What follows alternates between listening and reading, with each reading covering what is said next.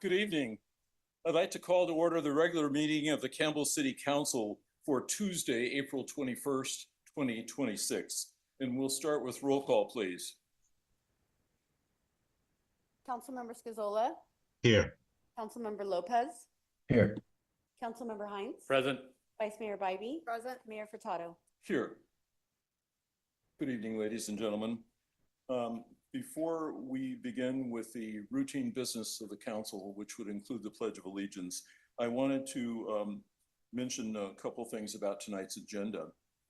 First of all, item 8.3 on the agenda, which deals with Senate Bill 79, that will be removed from the agenda, and we will hear that at a future meeting. That's not why you're here, so don't worry.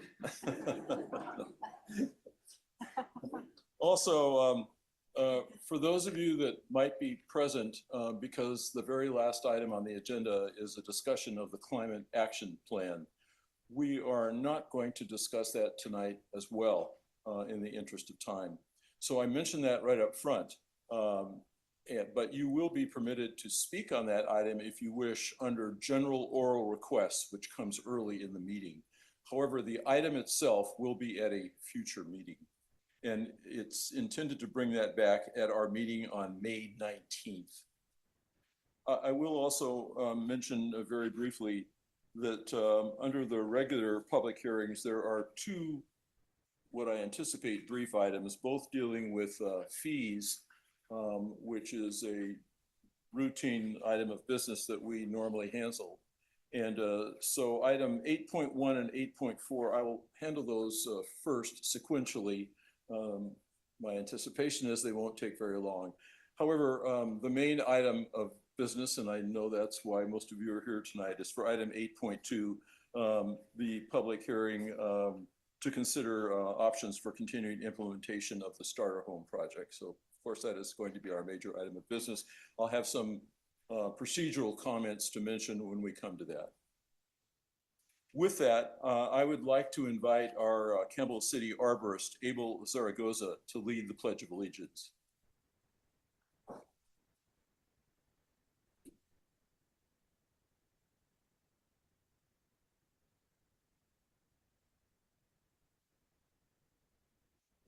I pledge allegiance to the flag of the United States of America and to the republic for which it stands, one nation, under God, indivisible, with liberty and justice for all. Abel, if you down to the dais.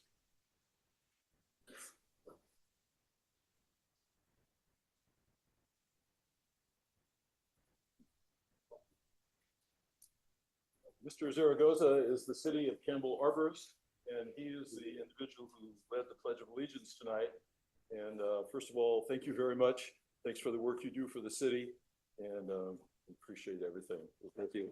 Thanks for coming.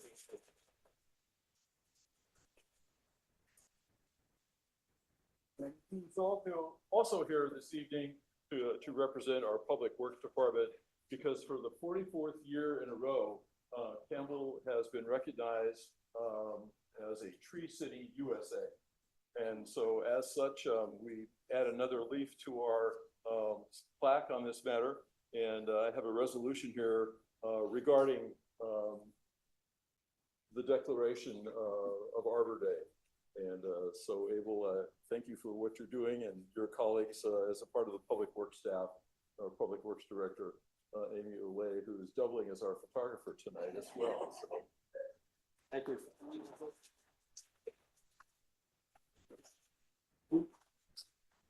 We will be celebrating Arbor Day Thursday, April the 30th at JDM Park, John D. Morgan, from approximately 10 a.m. to 12 p.m. We've invited Da Vinci School. We'll be planting 6 trees approximately. We'll be planting 6 large maples, Acer River, October glories, that are commonly known. And we invite the community, obviously the mayor and the council, if available, to join us that day. We look forward to seeing those of you that can make it. Thank you. Thank you.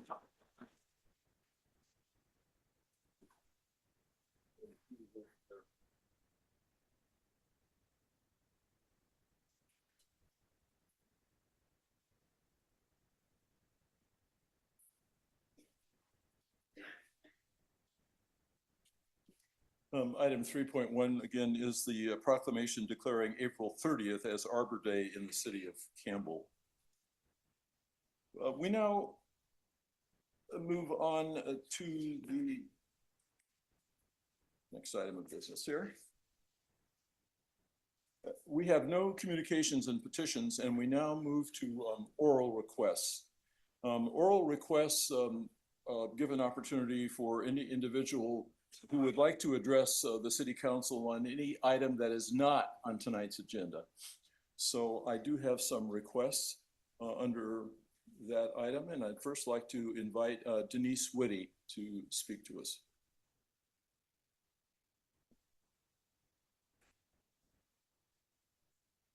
Is Denise here?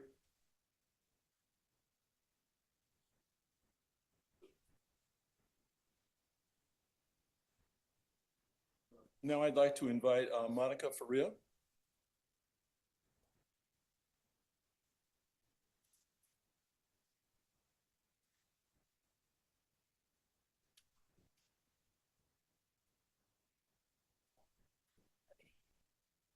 little nervous.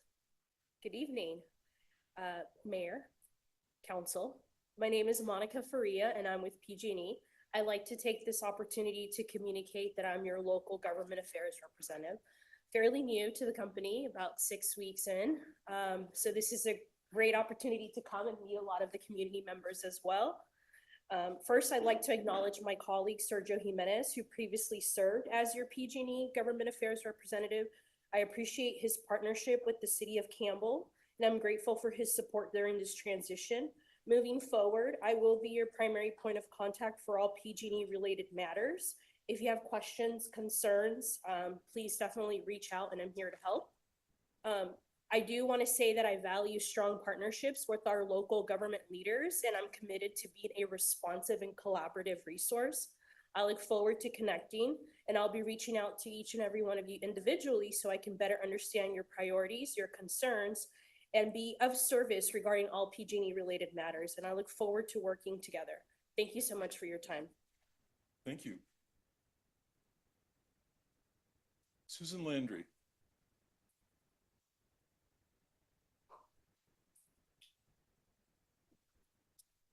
Good evening, Honorable Mayor and council members. I'm here to thank our mayor, Dan Furtado, for your help in working with other cities in writing to our state legislators requesting a pause on any new housing legislation that the legislator undertakes and before there's a comprehensive review of all the significant legislation that has been passed and enacted. And I would like to encourage you to also implement that SB 79 be extended until this review is complete. Enough is enough. We need quality, affordable workforce housing, but we need to preserve Campbell's small town charm. Why do we need a pause in legislation? It has been way too much, way too fast, and has way too many unknown consequences. Campbell embraced the 16th RENA numbers of 2,977 homes. We even allocated 4,000. Campbell is a pro-housing designation. But in passing all these rapid fire bills over the years, SB 9, SB 10, SB 30, SB 79, the state said, oh, we really didn't mean you only need 4,000 now with SB 79. You need to add more 40,000 new people here in Campbell. I'm not a NIMBY, I'm not a YIMBY, I'm a maybe, a MIMBY. I want to understand housing for housing. I don't want housing just for housing's sake. I want to see quality, affordable housing. Campbell cannot handle doubling their population by 2031. There's a thing called a carrying capacity. When is it too much? Utility lines all have a supply capacity. How are we going to double our population without doubling all our utilities? And who's going to pay for it in the meantime? I have a lot more to say. You guys got a copy of my memo, but thank you, Dan, for supporting this effort to have legislation put a pause on any new housing laws. Thank you.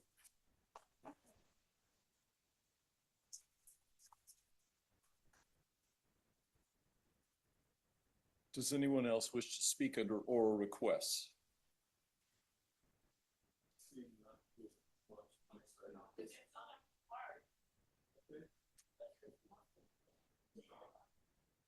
I'm sorry, I didn't. Yeah, I checked both boxes and want both. Audrey T. Schreiber, 1509 Walnut Drive. Nice to see you Yes, all after thank you. Please go a ahead. brief break. I want to bring up something under a request that probably nobody else is going to really talk to very much.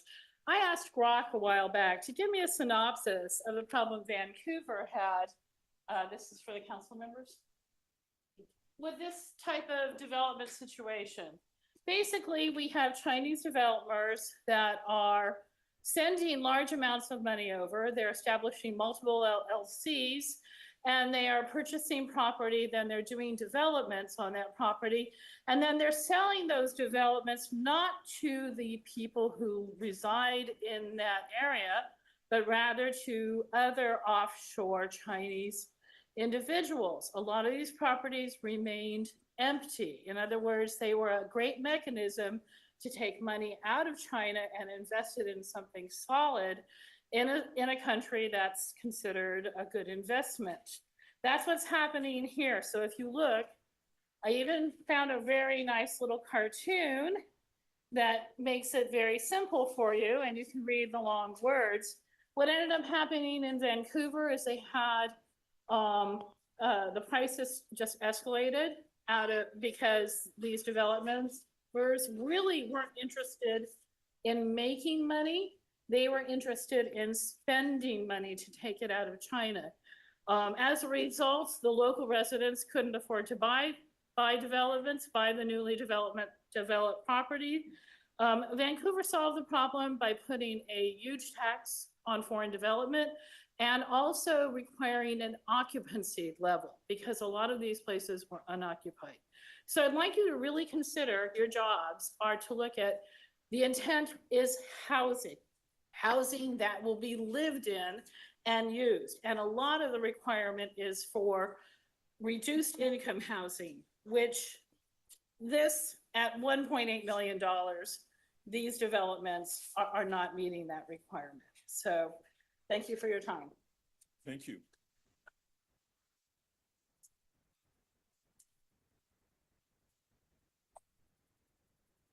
Are there any other oral requests?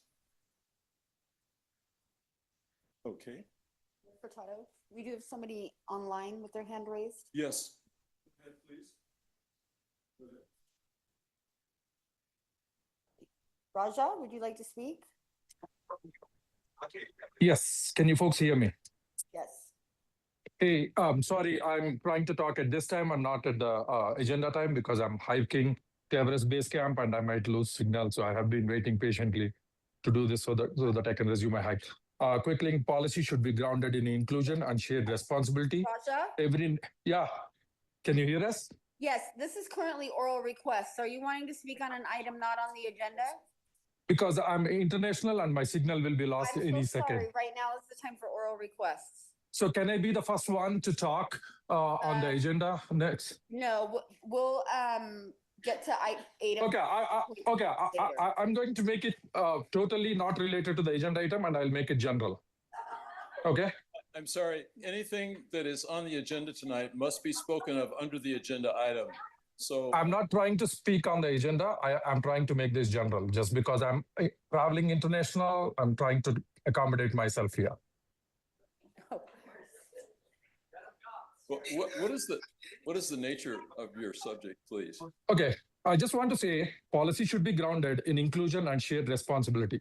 Every neighborhood must accommodate new housing and create real pathways for first-time home buyers, rather than evolving into exclusive enclaves. State frameworks like SB 9 already allow lot splits and build modest units of up to 4 units, 2-floor units on each of these lots. So the question is not if growth will happen, but whether we will enable it thoughtfully and equitably. We have seen how efforts in the past, like the St. Thomas neighborhood plan, had built so much resistance on any kind of building, and later the same mindset was brought to the ADUs too, for creating barriers.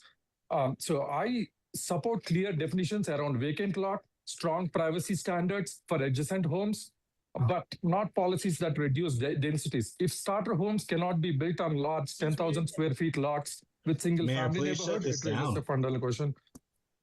This is an agenda item, and according to the procedures and rules that we must follow, you must speak to it under an agenda item. So thank you, and I will move on from now. We now move to the City Council announcements. They include the following. As was mentioned earlier, this is the 44th year that we're celebrating Arbor Day. And as Mr. Zaragoza also mentioned, that at 10 o'clock on Thursday, April 30th, at John D. Morgan Park on the Rincon side, we will have a special ceremony commemorating that. We also invite members of the community to provide feedback on the Campbell multimodal transportation plan. The community center will be the site of a meeting. If you'd like to participate in a future meeting, that will be held on Wednesday, May 6th from 6 to 7:30 p.m. And more information on the multimodal plan, which the council had heard at a previous meeting, is available at campbellca.gov/multimodal. The next item is that the draft environmental impact report for Campbell Technology Parkway, the Campbell Technology Park, project, which is located at 635, 655, 675, and 695 Campbell Technology Parkway. This is the location off of McGlincy Lane, which itself is off of Union Avenue. This draft EIR is now available for public review and comment. The 45-day period for public review runs from April 15th through June 1st. Additional information, please visit campbellca.gov/document-center. The annual Boogie Music Festival, sponsored by the local Campbell Chamber of Commerce, will be the weekend of May 16th and 17th. And on Saturday, the 16th, the hours will be from 10 to 6, and on Sunday, the 17th, from 10 until 5. More information can be found at the Chamber of Commerce website. The City of Campbell will be hosting its annual Keep America Beautiful event.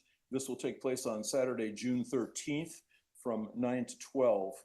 And registration will start at 8:30 and the event will kick off at 9 a.m. and run till 12 p.m. On the south side of the Campbell Community Center near the track. To register, please visit the website campbellca.gov. And finally, the Campbell Community Center Department of Recreation and Community Services is currently hiring lifeguards.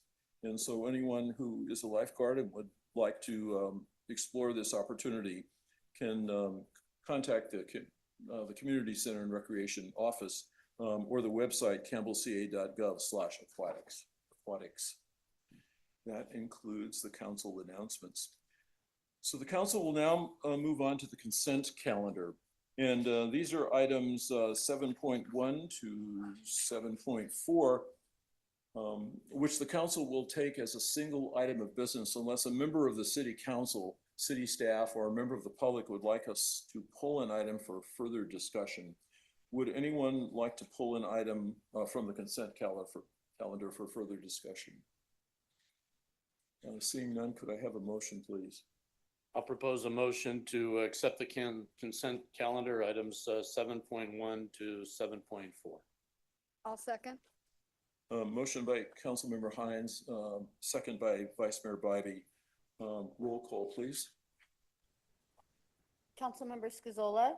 Aye. Councilmember Lopez. Aye. Councilmember Hines. Aye. Vice Mayor Bybee. Aye. Mayor Furtado. Aye.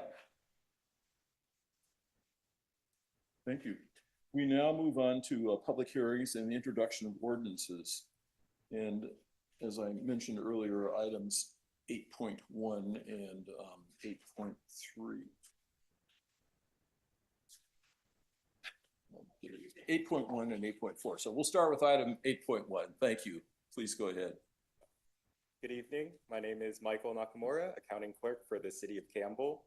Thank you for the opportunity to present the public hearing for the annual update to business license tax rates.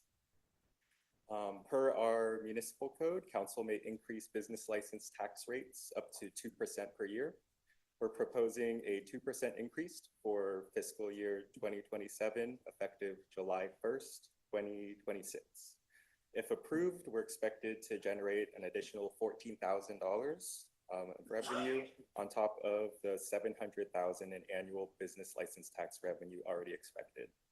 A total of $714,000 if approved. And with that, I will turn it over to council for any questions. Thank you. Any questions from members of the council? No questions. This is a public hearing. Would anyone like to speak on the item 8.1, which are the update to the business license fees for the city of Campbell? Seeing none, I will close the public hearing on this matter and request a motion. I'll propose a motion to accept the item 8.1 FY 2027 business license public hearing and introduction of ordinance amending provisions of the Campbell Municipal Code to revise the business license tax rates effective in fiscal year 2027. I'll second. Thank you. Motion by Councilmember Hines, second by Vice Mayor Bybee. Roll call, please. Councilmember Scazola. Aye. Councilmember Lopez. Aye. Councilmember Hines, Aye. Vice Mayor Bybee. Aye. Mayor Furtado. Aye. Thank you. We now move on here to item number 8.4. This is the approval of fiscal year 2027 schedule of fees and charges. One second. I'm sorry, we So have to read sorry. the ordinance. Being an ordinance of the City Council of the City of Campbell, amending provisions of the Campbell Municipal Code to revise business license tax rates. I'd like to move further reading of the ordinance. I'll second. Thank you. Motion to waive further reading of the ordinance besides the title by Vice Mayor Bybee, second by Councilmember Hines. Roll call, please. Councilmember Scazola, Aye. Councilmember Lopez, Aye. Councilmember Hines. Aye. Vice Mayor Bybee. Aye. Mayor Furtado. Aye. Thank you. We now move to item 8.4. Shannon Bragnon from our Finance Department will present this item. Welcome. Thank you. Thank you. Good evening, Mayor and members of City Council. This item for tonight, these are reviewed annually for our city policies and as the city's goal to fully or partially do cost recovery. This is an interim year between comprehensive fee studies. So staff is recommending a standard CPI of 2.18% for most fees to account for inflation. A limited number of department-specific updates are also included primarily to ensure compliance, align with actual cost of service, or reflect updated policies. If approved, the updated schedule would take effect July 1st, 2026, and is projected to generate an approximate $225,000 in revenue. Staff recommends adoption of this fiscal 2027 fee schedule and charges. And just to keep it brief, we're here for any questions, and all the details are in the report. Any questions by the council on this matter? Thank you. I will open the public hearing. Would anyone like to comment on this agenda item dealing with the update on proposed city fees for the next fiscal year? Seeing none, I will close the public hearing and ask for a motion on this matter. Just one comment, one request to consider the development fees for commercial and multifamily to have impact fees considered for those situations, similarly that we have for for park and recs, specifically for public works and public safety. Because we really have no other ways with new development coming in to be able to match that and get additional funding for those services that new properties coming in are going to put a demand on. So just as a comment for staff to consider for that for the fiscal year 2027. And with that, With that, I'll propose a motion to approve the fiscal year 2027 schedule and fees and schedule of fees and charges. I'll second. Motion by Councilmember Hines, second by Vice Mayor Bybee. Roll call, please. Councilmember Scazola, Aye. Councilmember Lopez, Aye. Councilmember Hines. Aye. Vice Mayor Bybee. Aye. Mayor Furtado. Aye. Do you need any further action on this? No. Thank you.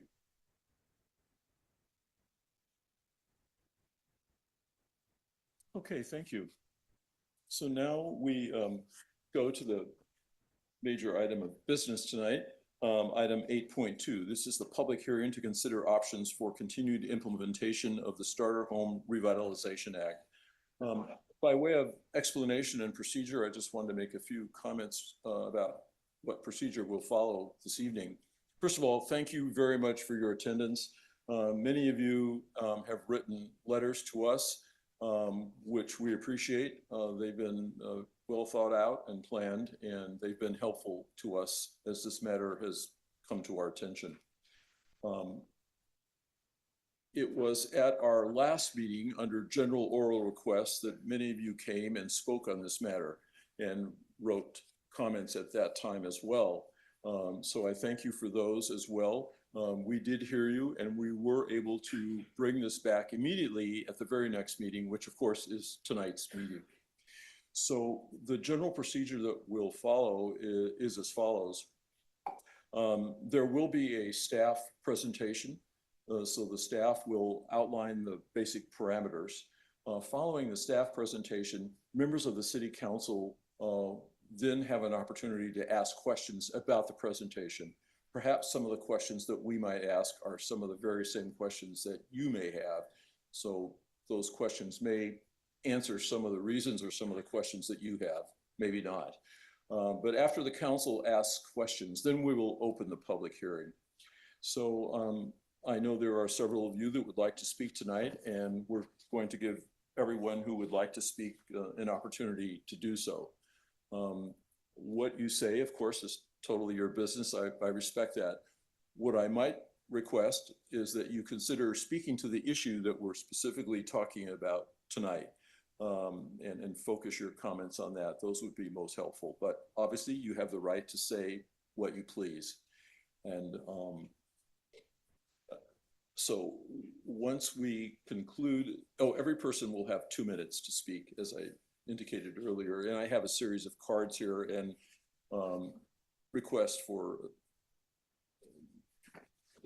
doing so in order, which I will do my best to honor. You are requested to fill out a card or a speaker request sheet if you wish.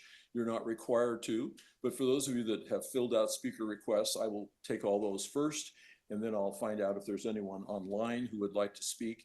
And then finally, I will give an opportunity for anyone who's decided they would like to speak, and I don't have a card for.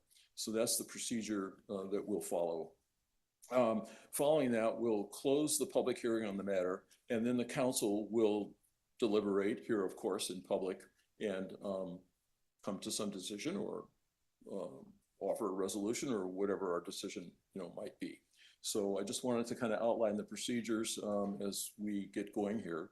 And with that, I would like to invite our staff. I believe our Director of Planning and Community Development, Rob Eastwood, is going to make the staff presentation. Thank you. Mayor, honorable council members, again, Rob Eastwood, Community Development Director. Also here with Senior Planner Daniel Fama, here to support you on this item tonight. Do have a presentation that hopefully will tee up this item, both for you in the audience, on the issue that you are considering tonight, which is regarding Campbell's starter home ordinance. As a way of background, under state law, the Starter Home Revitalization Act was put into place under several state laws, including SB 684, SB 1123, which is namely pertains to the item before you tonight, and AB 130. In general, the State Starter Home Act requires that cities allow up to 10-unit starter home projects on parcels in both multifamily and mixed-use zoning districts, and as amended under SB 1123 under vacant single-family zone properties. A couple other things to consider with the Starter Home Revitalization Act. Under the Act, these projects must be processed ministerially.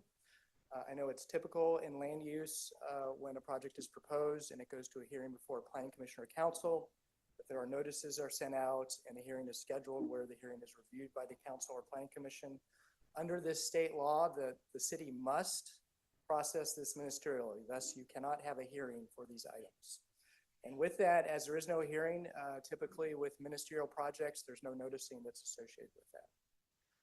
Under the state law, there are limitations on the design standards that the city can impose on these projects.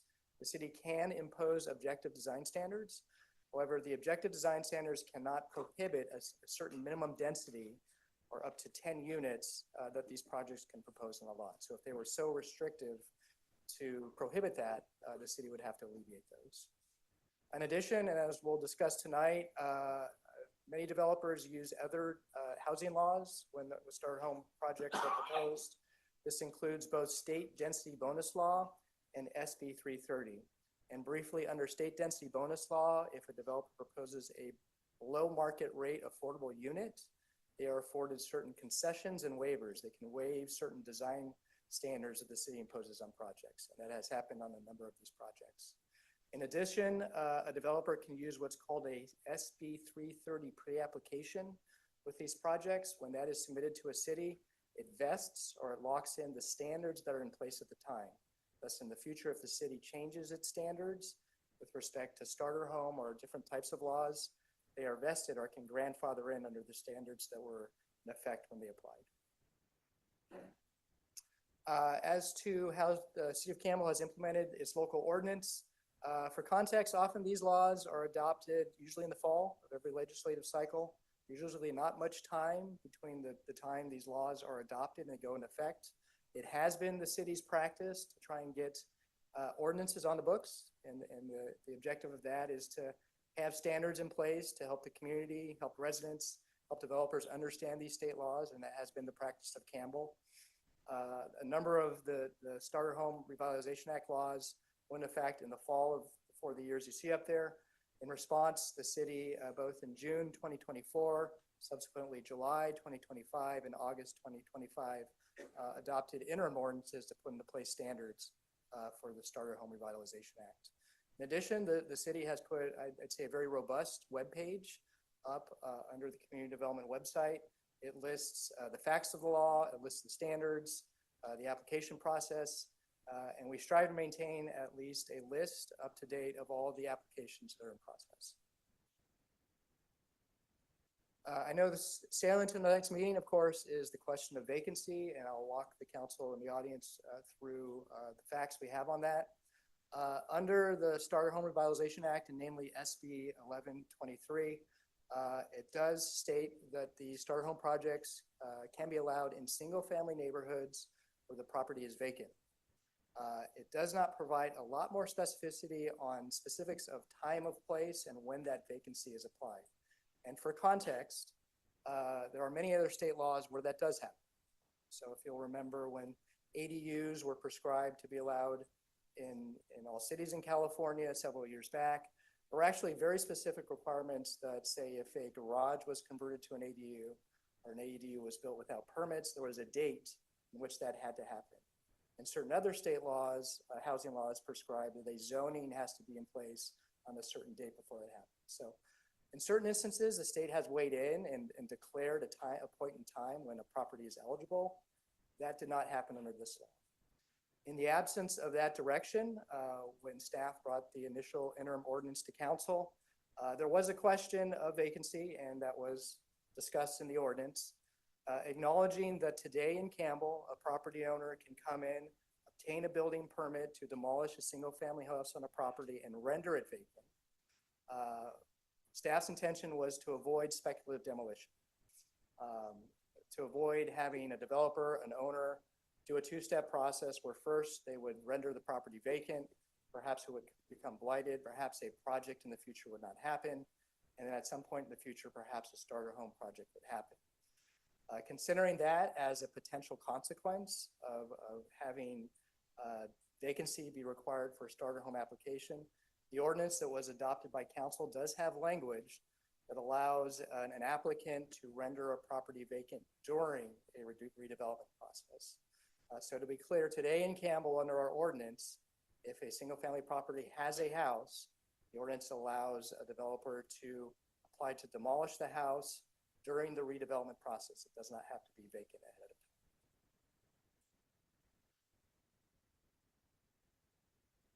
of time. Again, the intent of this was to avoid speculative building demolition and potential blight that could happen in our community.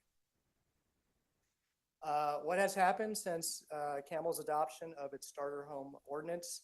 We've had a total of 16 applications received. 11 have been received this year. Approximately half of those applications are in single-family neighborhoods. In all of those instances in the single-family projects, there is an existing single-family home.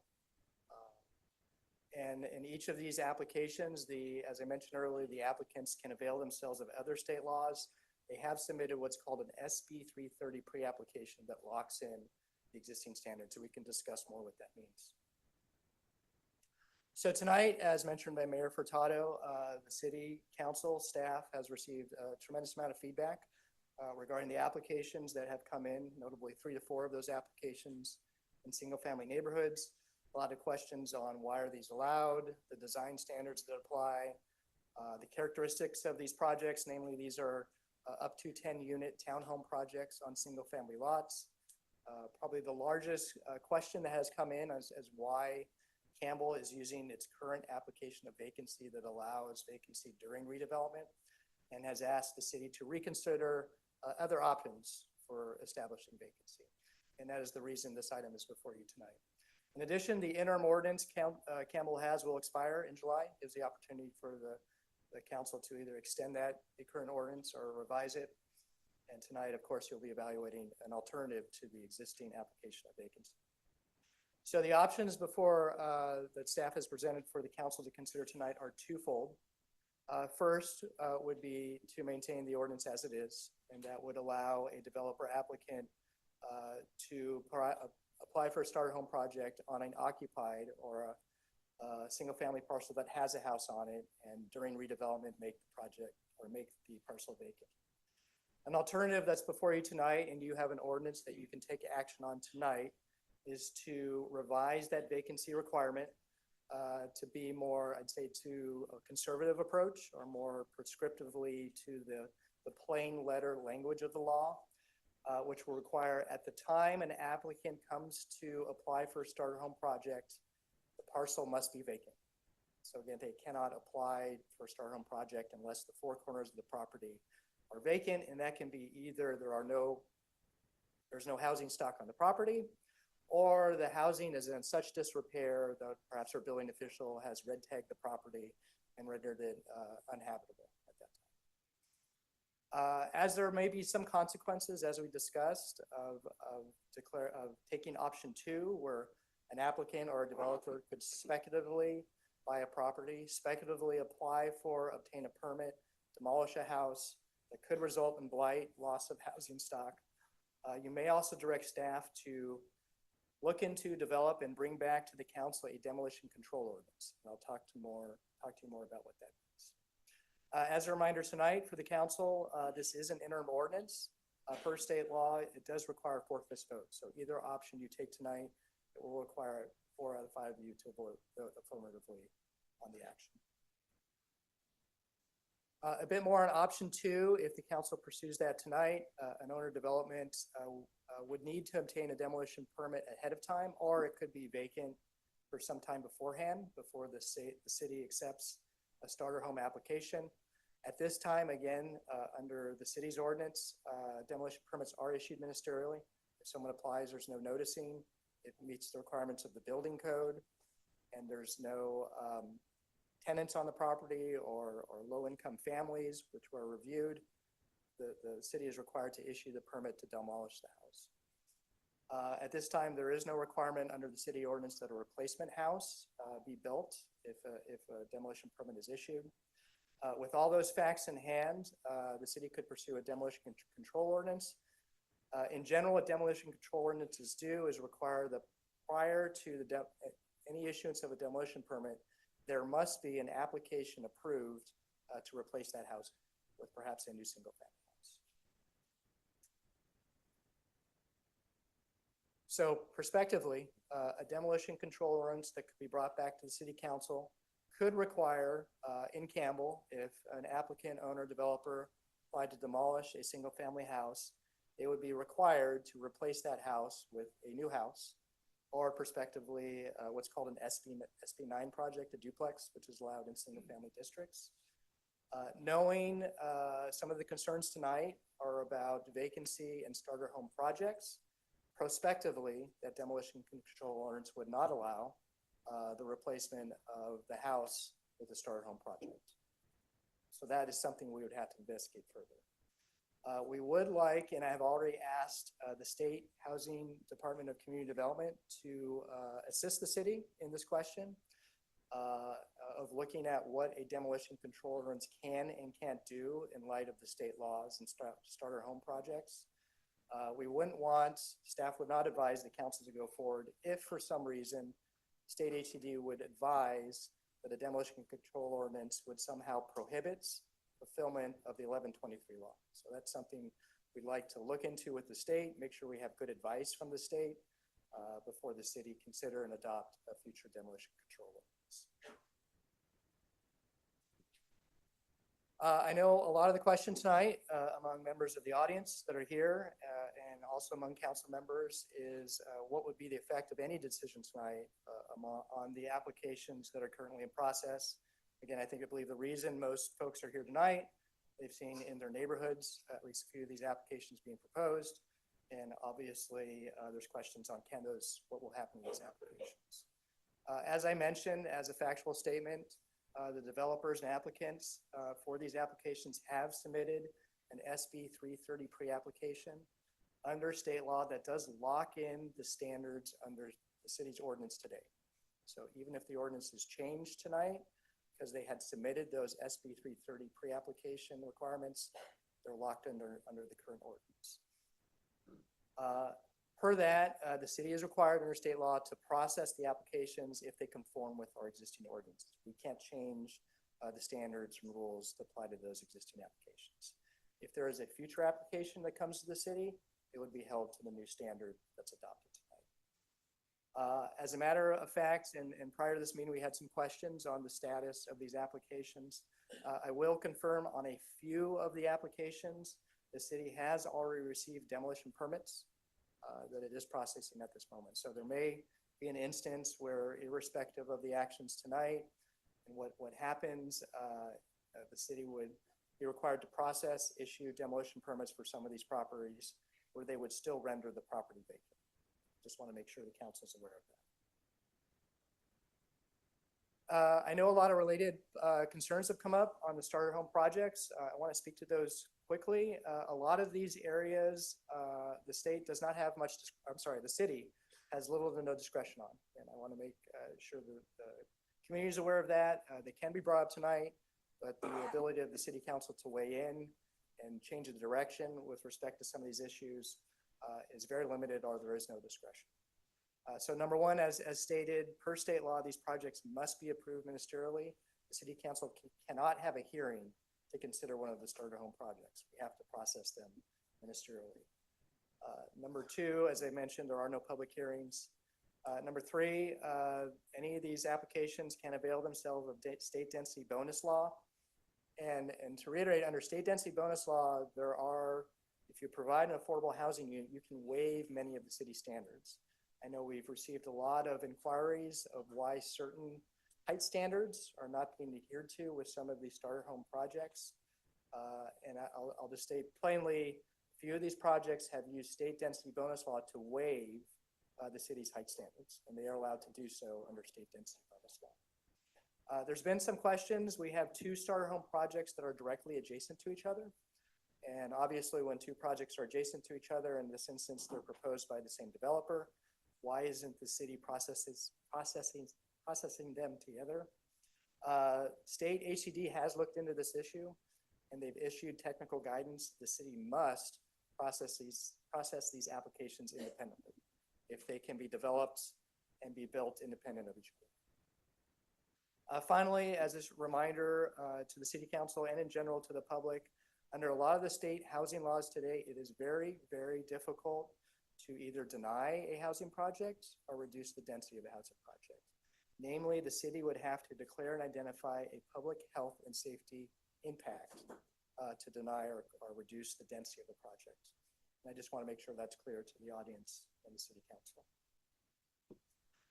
So coming back to the options before the city council tonight, option one would be to maintain the current approach and have no change in the vacancy requirement, and the council may extend the ordinance in the future. Option two would be to revise the vacancy requirement. And tonight, if you pursue that option, you would adopt a new urgency ordinance with revised language. And that will require vacancy at the time an application is submitted to the city for a starter home project. Because of potentially the consequences of that, speculative demolition, the council may also consider directing staff probably as expediently as possible to pursue with HCD guidance and bring back a demolition control ordinance that would prevent speculative demolition of single family homes. And again, as a reminder to the council, either option does require a 4/5 vote. A little bit on next steps, as mentioned, staff has already reached out to HCD. We are trying to get a response as soon as possible for guidance on some of the broader questions with vacancy and more directly on the demolition control ordinance. We would return on May 19th with an extension to the ordinance either way. And just as a note, the author of the bill, starter home ordinance that is in effect today, does have a current Senate bill that is looking to do some cleanup modifications to the Starter Home Revitalization Act. At this time, I've reached out to that office. They're doing some modifications to the standards in the bill. I see no indications of changes to vacancy, but that may change. And at this time, they are looking at some cleanup revisions to that bill. With that, I'll close up the bill for questions. Again, myself and Senior Planner Daniel Fama are here to assist. Thank you. Thank you, Rob. So first I'll ask if there are questions by the members of the council. Yeah, can I ask staff to elaborate more thoroughly on the approach for the status of the starter home submissions that are in place today? We could get. I can respond to that. I think Director Eastwood did a good job explaining the current applications. So there are 16 pre-applications. That's the SB 330 pre-applications that have been submitted for these SB 1123 projects. And as he mentioned, those applications are processed under the current ordinance, and they will not be processed under any new ordinance that is passed tonight. That SB 330 pre-application locks in those standards under the existing ordinance. Just a note, the proposed ordinance included in your packet tonight is intended to match the wording of Government Code 66-499.41, which codifies SB 1123, requiring a property to be vacant at the time the application is submitted.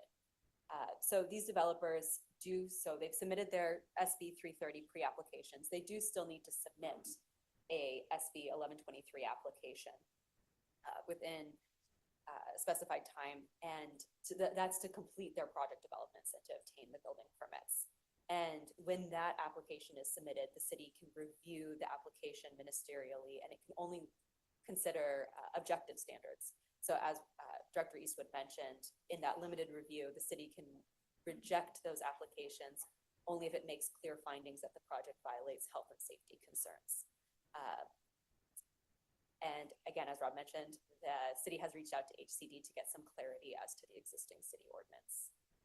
So an SB 330 pre-application approval is not a guarantee that a project will be built as submitted, or that there cannot be a revision to ensure project complies with state law. But state law is very permissive under SB 1123 and other housing laws. And the city cannot wholly prevent these projects, even with an ordinance revision tonight. Thank you, Councilor. Vice Mayor Bobby. So, Rob, I have a couple follow-up questions on the demolition control ordinance.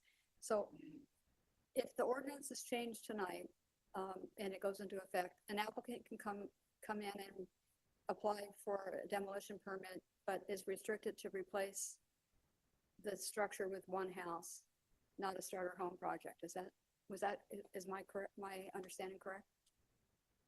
Two things. Under Campbell's ordinances today, there is no requirement for a replacement home. An applicant can walk in, say tomorrow, to the building counter, apply for a demolition permit.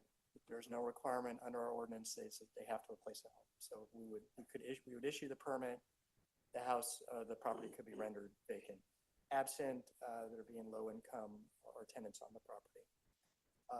Under a prospective future demolition control ordinance to be brought back to council, again, we'd have to consult with HCD. It could prohibit that, and it could say something to the effect of, at no time will the city issue a demolition permit unless there is an approval on record for a replacement house. So I guess I'm still not clear if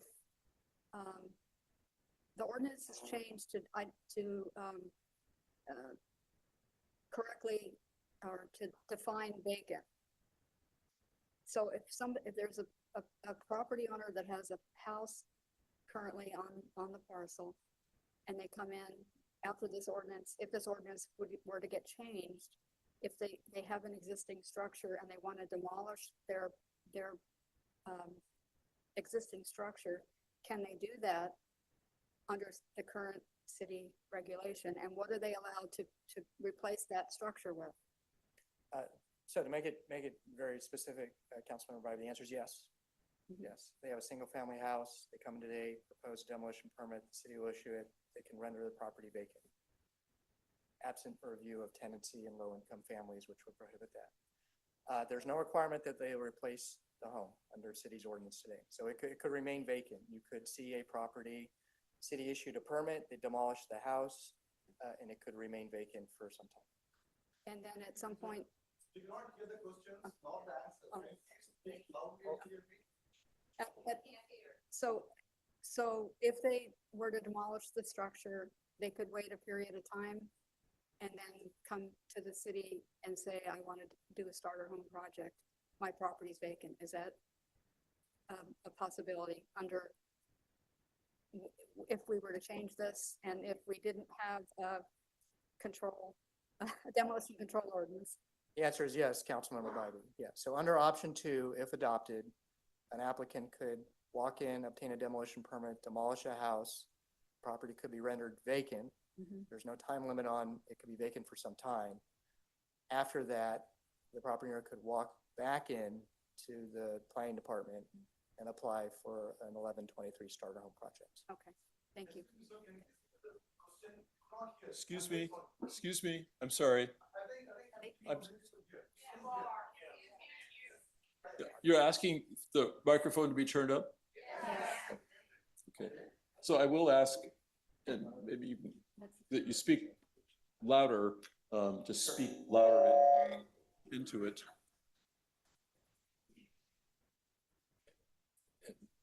Elliot has questions. Yes, it will. I apologize. Thank you. Here we go. Elliot has questions. Councilmember Scazola. All right, thank you, Mayor. So my question at this point is, well, I have two actually at this point.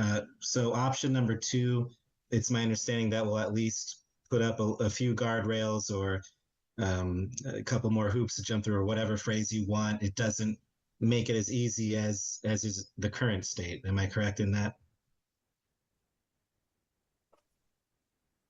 Councilmember Scazola, I would say, yeah, instead of, under today's ordinance, it's effectively a one-step process where you can apply to both demolish the house and build a starter home project in one application.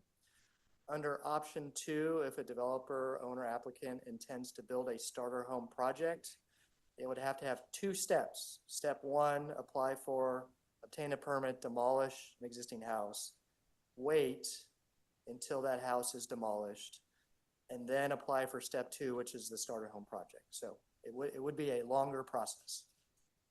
Okay, and can we add other, government? It's funny, there's so many, I'll use it again, hoops to jump through for so many things, but yeah, this seems way too easy to me.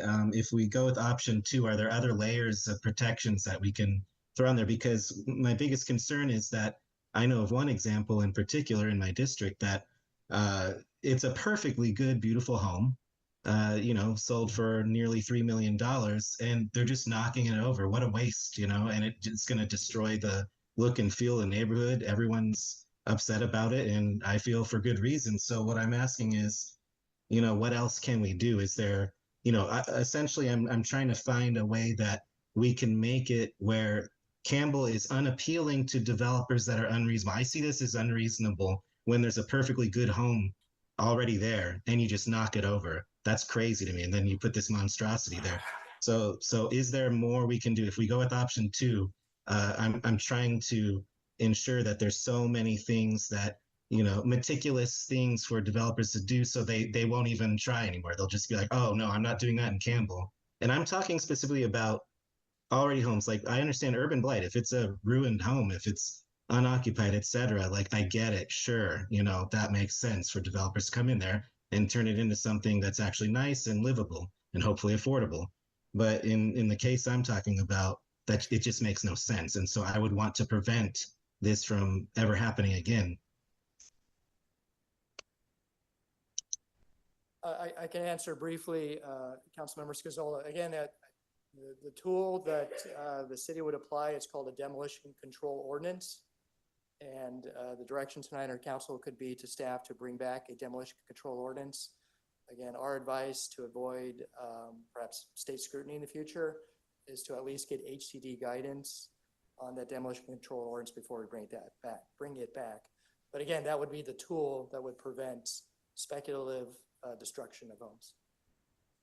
Yeah, thank you so much. And just one last comment, or I guess I'll wait for comments later. Thank you so much. I want to summarize what you just said. If we accepted option 2, that would return the standard to the state standard, what the state law says. And if we combine that with an instruction to develop a demolition control ordinance, if that is successful, that would prevent someone from creating a vacancy by simply knocking a house down, because the demolition control ordinance could in fact state that in order to demolish this house, you have to have an approved project for a new house within an area that is zoned for single family housing. So it would be sort of a 2-step process. And that would be, as far as we can tell right now, the best protection that we could offer. Am I correct in that assumption? That is correct, Mayor Furtado. Thank you. And one other question, as long as I have the floor here myself. Have there been any legal challenges to SB 330?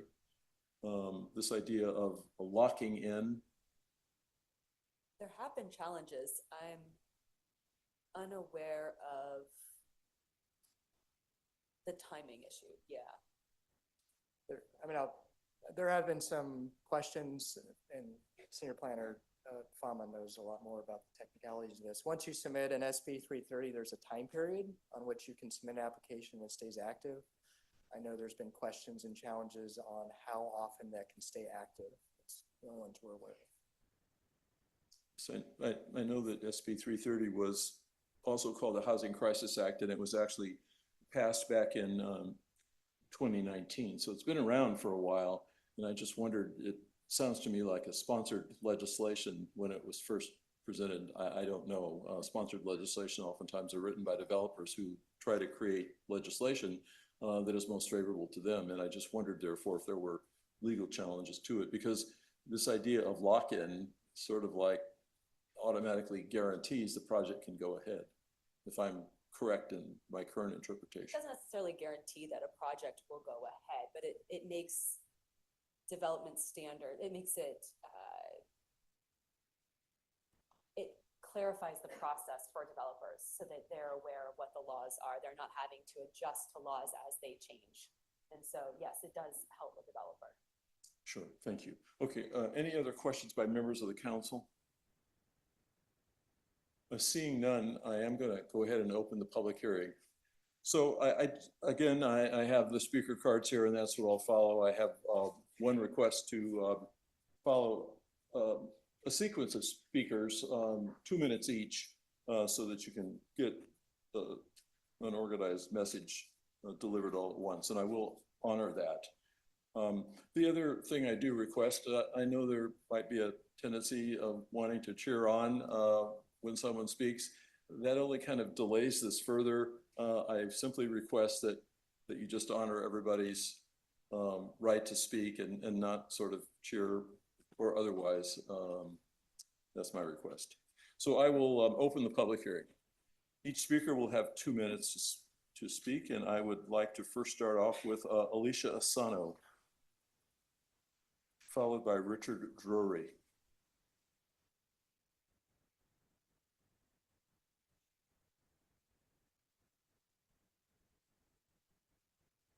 Thank you. Does it start? Yeah.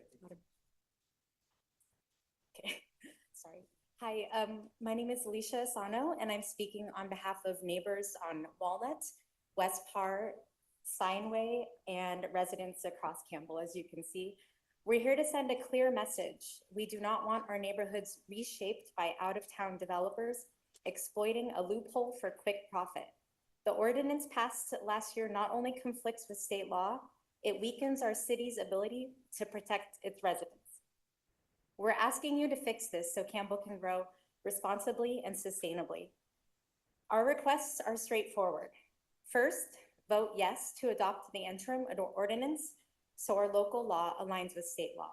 Second, strike Section 9 so projects can't be grandfathered under a definition of vacancy that contradicts state law.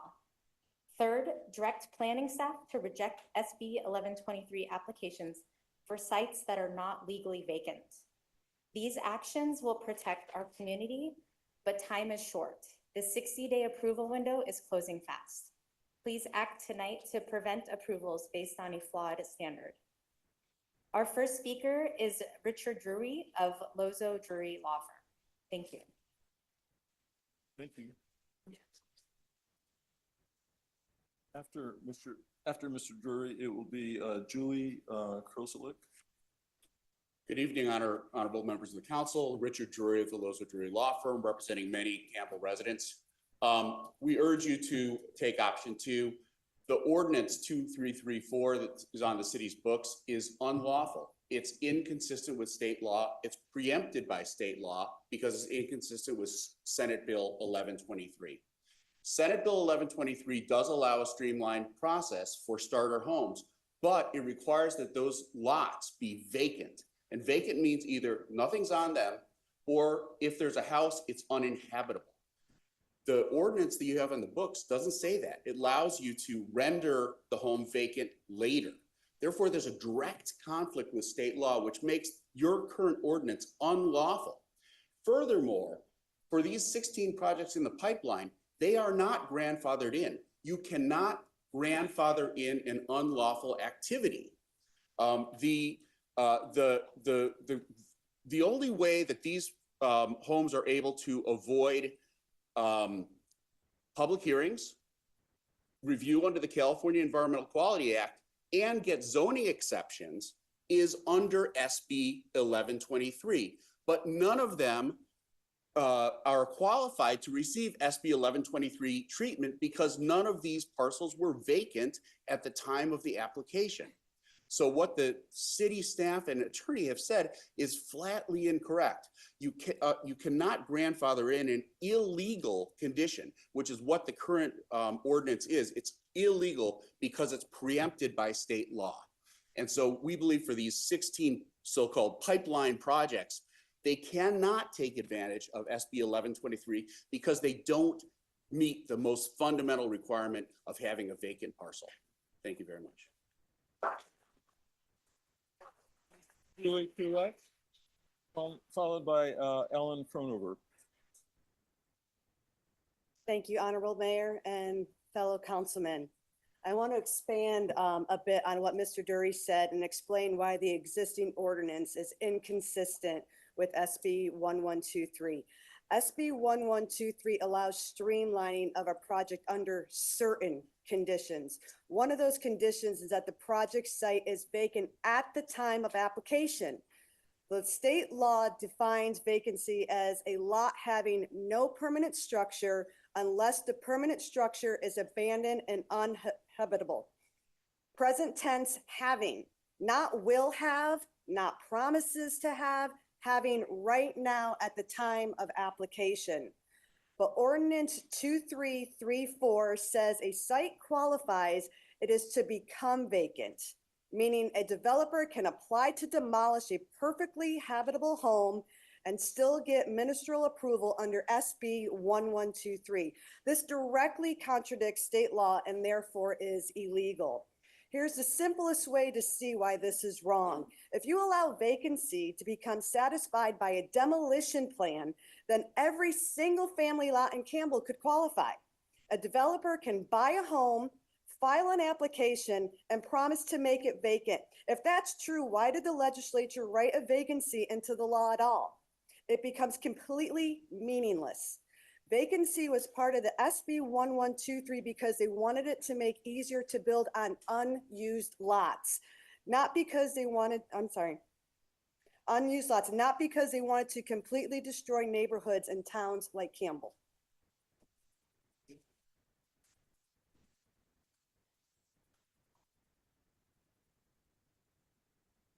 Alan Cronover.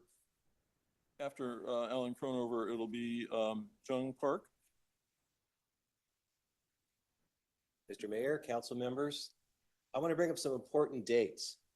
The California Department of Housing and Community Development issued a formal technical assistance letter to clarify the law on September of 2025, confirming that SB 1123 applies only to sites that do not contain at the time of application, do not contain housing at the time of application, so they have to be vacant.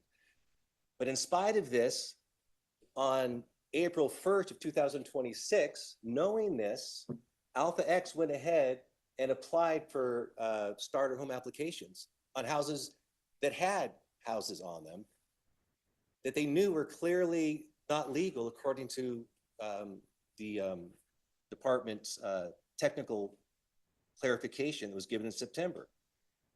And they wanted to use this loophole provided by the interim ordinance of 2334's non-compliant definition of vacant, and are planning to demolish perfectly habitable single-family homes and build up to 28 family units on those properties. None of those sites are vacant. Each has an existing house on it. Every one of the houses was habitable when the developer took possession, and they're still habitable. The obvious question is, why did Alpha X submit applications to the city on April 1st, 2026, 6 months after they knew the state had clarified that vacant meant vacant at time of application? And these lots therefore do not qualify for starter home developments, as Mr. Drury said. The other question is, why did the city accept the applications knowing that these lots would not qualify as vacant per HCD's clarification? And another important thing is, why didn't they submit their SB 330 at time of their application? It was funny, I talked to Rob on Monday the 13th. There was a city council planning meeting on the 14th, and then somehow they magically decided to submit the SB 330 on the 15th. Rob, did somebody tip them off? Sorry, your time has expired, sir. Because as a contractor, I would put all my paperwork in on the 1st.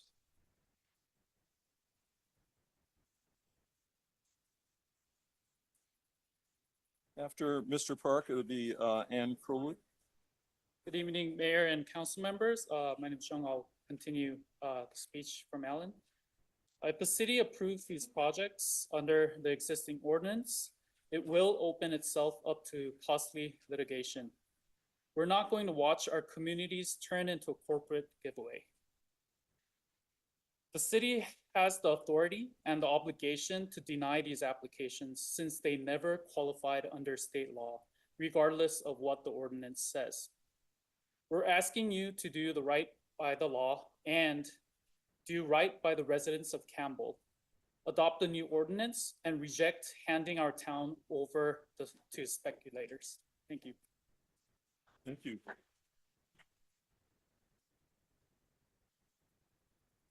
Ann Krolczyk.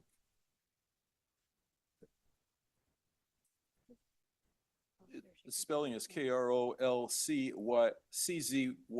Yeah, Ann Good, Krolczyk. thank you. Thank you. After Ms. Krolczyk, it would be Garrett Anderson. Good evening. The developer will claim reliance on the city's prior interpretation, but the timing here really matters. The state guidance on occupancy was publicly available as of September 2025, providing constructive notice of the correct standards months before these applications were filed. This is a repeat, sophisticated developer with multiple projects in this neighborhood.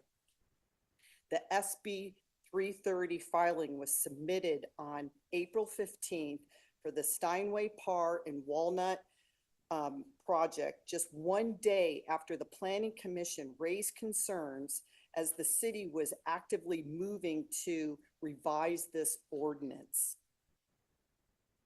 Those are not conditions of reliance on a settled rule. They reflect awareness that the interpretation was changing and the decision to file before it did. They had notice of the correct standard and they filed it anyway. This is not reliance on a settled rule. Thank you.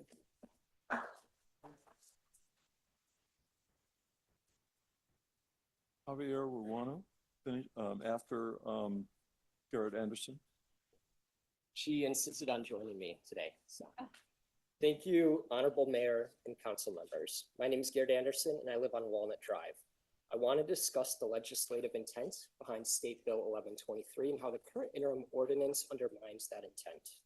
State Bill 1123 was passed in 2024 to help create more homeownership opportunities by allowing small housing projects of up to 10 units to be approved on underutilized land. The key word is underutilized. The legislature was targeting two specific types of sites: lots with no structure at all and lots with structures that are abandoned and uninhabitable. Essentially, lots that are not contributing to the existing housing stock in any way. The intent was not to allow perfectly good housing to be destroyed so that an out-of-town developer could profit. The legislature was deliberate about drawing this line. They didn't want this law to be used to displace people or tear down perfectly good homes. That's why the statute specifically excludes housing occupied by tenants within the last 5 years. In short, State Bill 1123 was carefully balanced law. It expands housing production, but only on land that is genuinely available. It was never intended as a tool to clear existing neighborhoods of homes in order to turn our neighborhoods into higher density housing. The current interim Campbell ordinance allows developers to demolish occupied, habitable single-family homes and still qualify for ministerial approval. This not only conflicts with the statute's text, it turns the legislature's intent completely on its head. We all want more opportunities for people to own their own homes, but we don't want to remove existing quality housing to do so. This is counterintuitive and only serves speculators. It also destroys communities. Adopt the new ordinance and reject handing our town over to corporate developers. Thank you. Thank you.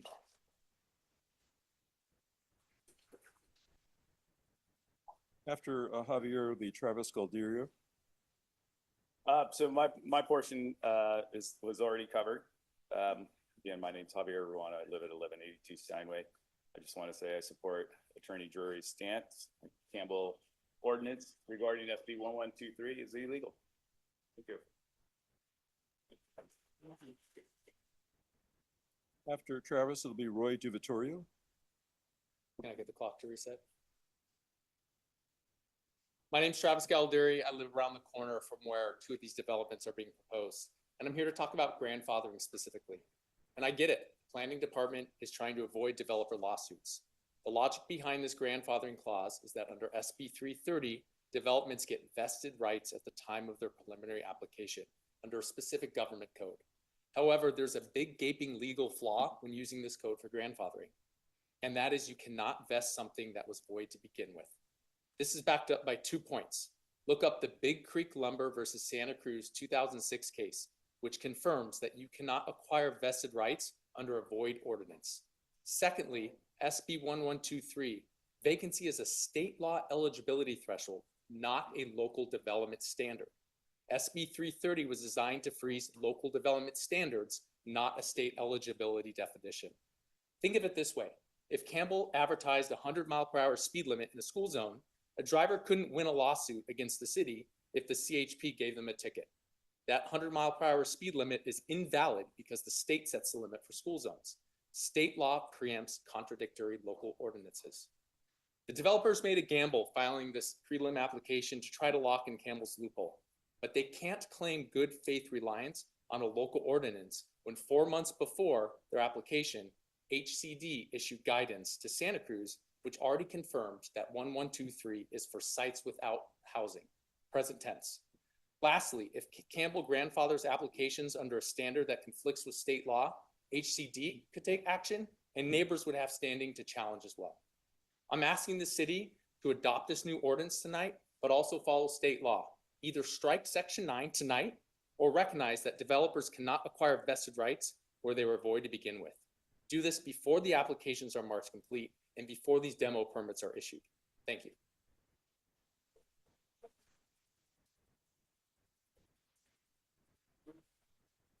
Thank you. After Roy DiVittorio, Mr. Ruano. Oh, different, this is going to be Rudy, Ruano. Okay, actually, I'm really not gonna say much because a lot of what I was gonna say has been already brought up, and the illegality of what the city has done according to states and the vacant rules and stuff, so I don't have much to say, so just to save some time because it's repetitive. Thank you.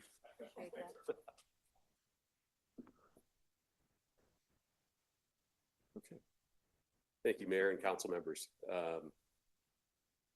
I live around the corner. I'm on Steinway, so I'm on the Steinway project adjacent immediately to the project going on there.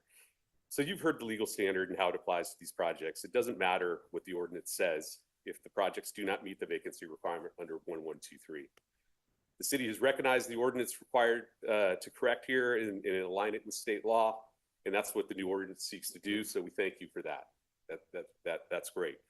But the question that I'm here to raise with you is that the question becomes, during these critical 7 months, when the ordinance was out of sync with state law, who bears those consequences?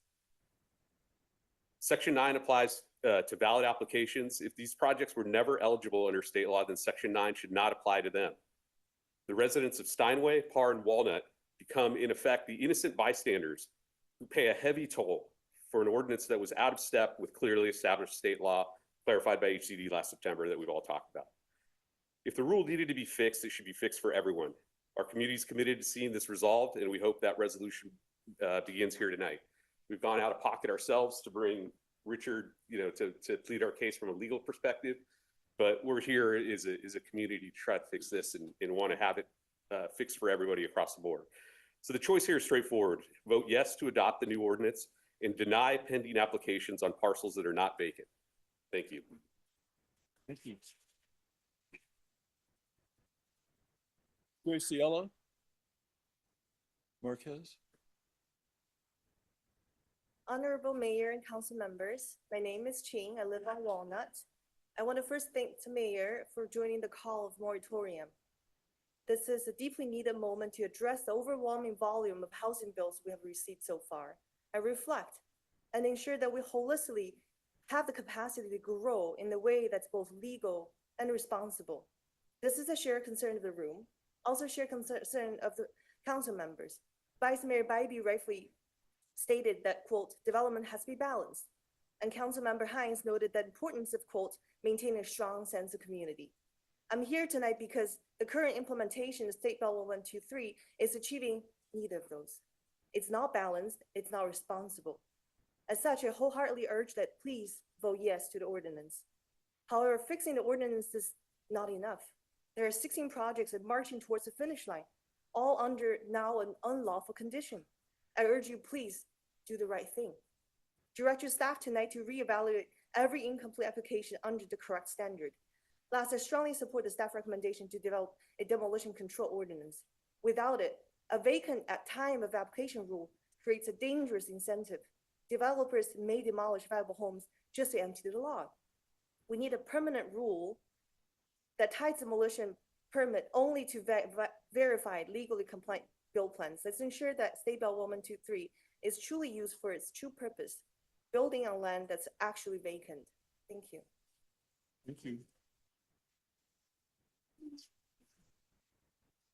Good evening, Mr. Graciela Marquez Han. Oh, I see. Oh, From you're 11, Graciela. yeah, Yes, with, all right. Yes, please. 1100 Normandy, and I do believe I speak for everyone on Normandy, Shamrock, and adjacent area. And I asked there what our needs have already been addressed tonight. And that is, we ask you to do what is right for the city of Campbell. I have lived in Campbell since 1981. My husband bought a small little house on Normandy in 74. We wanted to live here for the rest of the life. We started South Bay Youth Soccer, invested in the community, not so that huge developers from out of the country or in the country can come and change Campbell. We're part of the Campbell Village Association. 7 years marching downtown San Jose to get them to give us up because we want to be part of Campbell. Now we're asking you to do the right thing because I want to make my property on 1100 Normandy a extended family property. Give the house to my daughter that can't afford to buy here. and build a granny unit for me. That's my organic land. I eat out of it. Please defend us and present for us.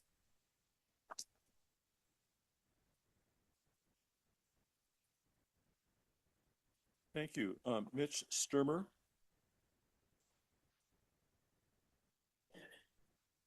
Followed by Michael Taranian. Good evening. I had some remarks already written, but they kind of void what's happened here. I was the person here a month ago that hit the hornet's nest that said, hey, it says vacant. It doesn't say it has a house on it. And I really want to thank the city for doing this so quickly. You listened to me, you listened to the people concerned, you came here, you're having this hearing tonight. It was marvelous. It's a great thing to have. I also encourage you to void anything that went ahead with this current ordinance. Get everything straightened out. There's going to be SB 79 coming down the line. We're going to have many, many houses put in. We don't need to go into this neighborhood and change the rule of vacant to put 10 houses in when we're going to do high density housing along, the transit lines, along light rail and stuff. We're already going to have plenty of housing. We don't need to ruin neighborhoods. There's also a rule in SB 1123 that says, hey, if you have a house that's not taking the whole lot, you put other parcels on. Like ADUs up to 4 parties. That's fine too. Just follow the law. Don't extend it. Let's follow the law. That's the biggest thing I'm asking you to do. Thank you.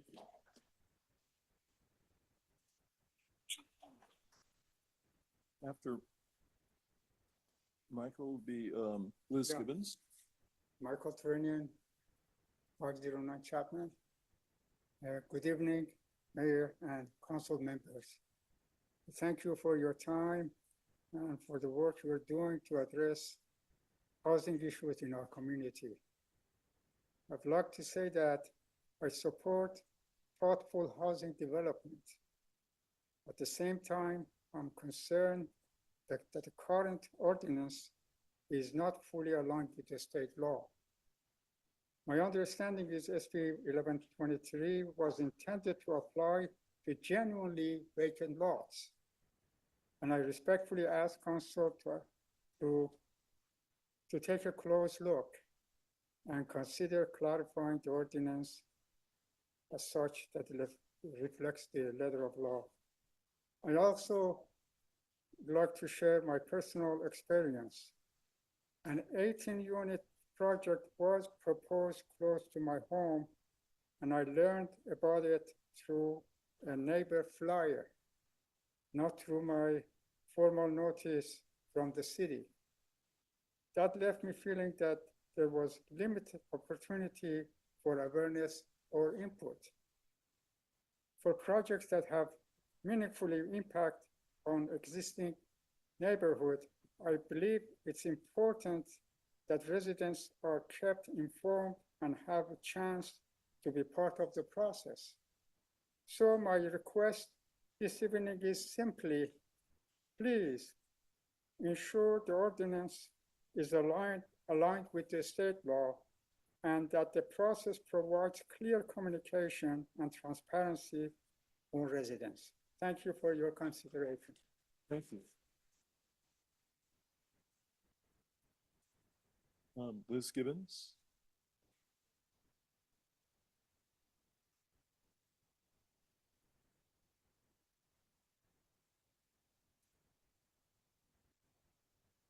So good evening, everyone. I have to begin by saying all my remarks aren't relevant given this wonderful presentation this evening.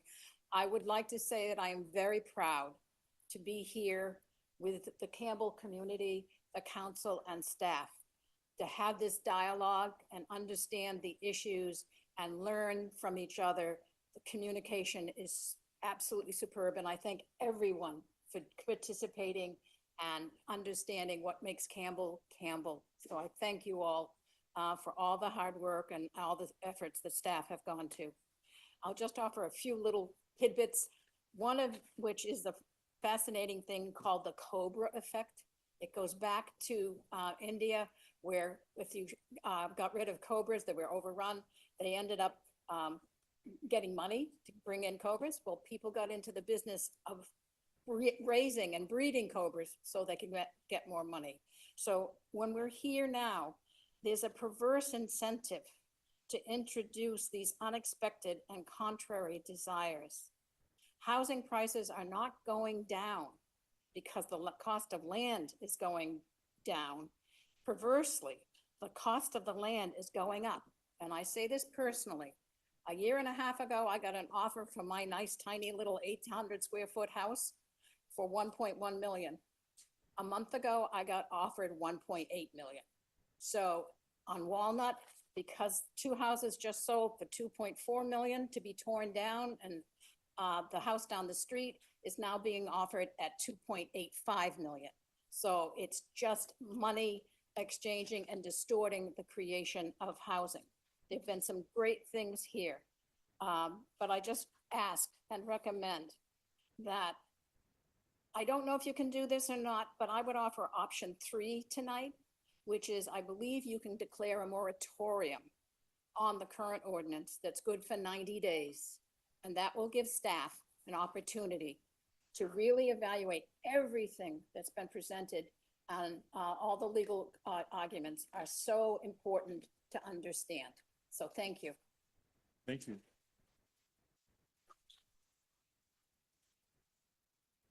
Just wanted to add.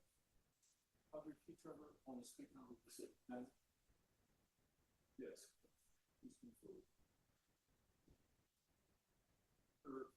After Audrey, it'll be Chris Lindsay. Thank you. I'd like to address my comments to tonight's issue. No, that's all right. I get an extra 10 seconds. Okay. When I went to rebuild our house 15 years ago, we were not allowed to demolish the existing home until we had submitted and gotten approval for the plans for a replacement home. So I understand that that law or rule was changed sometime in the last 15 years, but it shouldn't be. You should, before you can demolish something, you should have a clear plan submitted already of what needs to go in there. Already have been addressed by so many other very capable people, thank you, the legal ramifications of what the city has done in passing this ordinance allowing my house that I built 15 years ago to apparently be an actual vacant lot. I'm just gonna say it right outright. You guys screwed up. It was a big screw up, all right? It's affecting the entire city of Campbell. You need to fix this, all right? You need to fix it in the quickest, most legal way that you can, but you need to fix it. And I don't want to hear any breastfeeding or hands raised about how, oh, the state is making me do it. No, it's already been shown to you tonight that there is an actual legal consequence to the city of Campbell to continue in its current process. Take care of a few other things. Just because you don't have to build 9 or 10 units on a single lot doesn't mean that a developer can't buy a nice residential home and put 2, sometimes as many as 4 nice 2-story homes, a couple of which have ADUs that fit into the neighborhood. The Hawthorne development over there, and that was done a few years ago, is a good example of that. So encourage the right kind of development, homes that will fit in with the neighborhoods, that provide the residents with additional housing, but that don't destroy our neighborhoods, and fix it. Thank you. Thank you.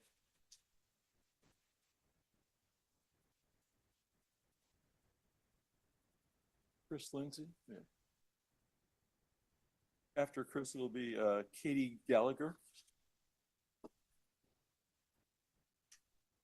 Hi, my name is Chris Lindsay. I'm at 322 Industrial. I support option 1. It has been successful in spurring starter home development, and it has been successful in avoiding speculative demolition. Option 2 creates unnecessary delay and uncertainty that will impede starter home development. I don't understand the value of adding delay after a home has been demolished. It risks homes being demolished and not replaced, which is obviously detrimental for many reasons. I spent some time on the city's starter home webpage. 2 of the projects are within a block of my house. Looking at the proposed projects, I saw 2 things. First, I saw growth. I think that is a good thing. Second, I saw opportunity for people who want to move to Campbell and build a good life. My wife and I moved to Campbell when our oldest child was a baby. Campbell has many wonderful qualities for raising children, but affordability was also a big part of my family's decision to put down roots here. Raising a family is difficult and expensive. With the rising prices of home, I worried it's too difficult to raise a family and live in Campbell at the same time. Without more affordable homes, families will have to live elsewhere, and I don't think that is a good thing. For these reasons, I support option 1, so more people can call the Orchard City home. I think we're on the right track, and I don't see a need to change anything. Thank you.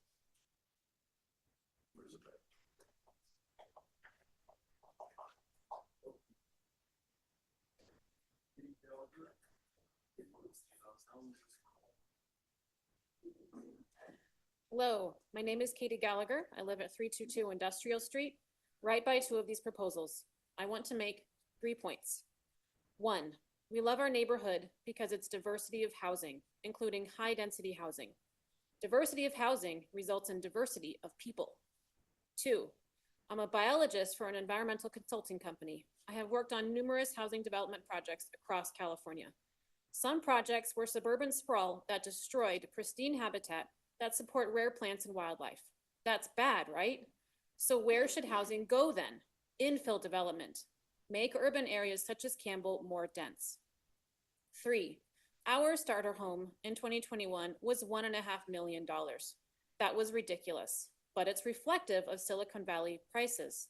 What about families that cannot afford such high prices? They move away from California, thus reducing school enrollment, which leads to school closures, as happened in our county 1 month ago. I support option 1 to promote more starter home development according to how the planning experts think is best. This will increase human diversity, increase development in urban areas like Campbell rather than natural habitat, and save our schools. Thank you. Thank you.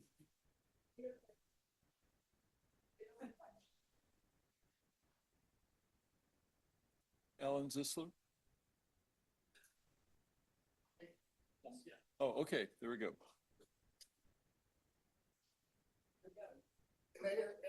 You need to speak up, Mayor. Okay. As all of you know, Mayor Ferdato, council members and staff, my name is Alan Zisser. I'm a 5-year member of the Campbell Planning Commission. I've been involved in reviewing and approving Campbell's latest general plan and our 6th cycle housing element, as well as numerous housing projects. But today I'm speaking on my own behalf as a Campbell resident for 45 years. I actually had another speech written out and ready about 2 hours ago, but then read the desk items that were posted and realized that I was just being redundant with those who are opposed to Campbell's Ordinance 2334 on the same grounds regarding the vacancy rules. I echo their sentiments. And we're all quite eloquent, by the way. What I'd like to quickly comment on are those favoring Campbell,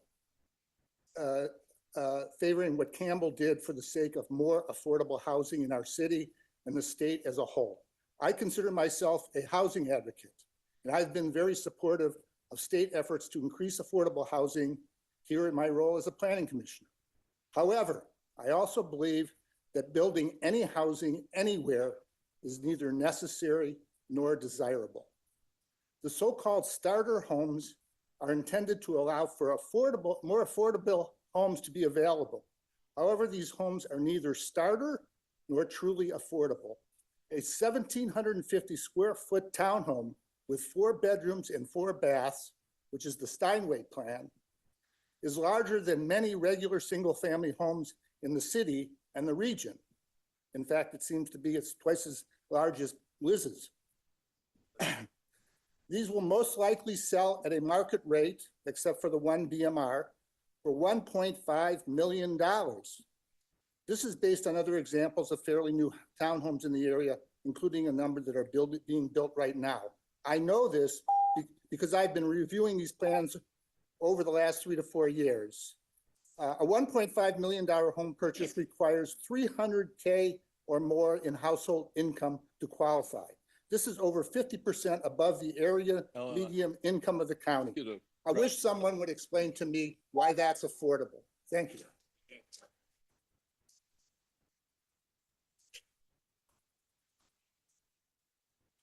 Teresa Doe, followed by Dale Luck.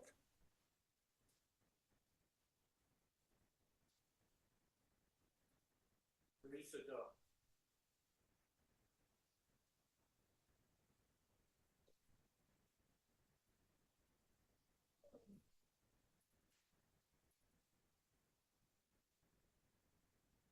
Thank you, council members, for your time.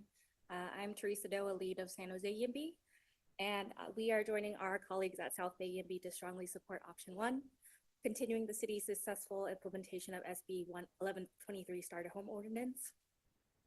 We believe Campbell should be a place where the young next generation, teachers, healthcare workers, and young families can afford to plant roots and thrive. Reaffirming a flexible and welcoming starter home ordinance is a vital step towards ensuring that Campbell and the wider region have more housing for working families. We urge the council to reject restrictive definitions of vacancy that would block new modest-sized homes on underutilized sites. By keeping these rules inclusive, you are prioritizing people over pavement and community over stagnation. Let's work together to ensure Campbell remains vibrant, diverse, and welcoming home for our neighbors, both current and future. Thank you. Thank you.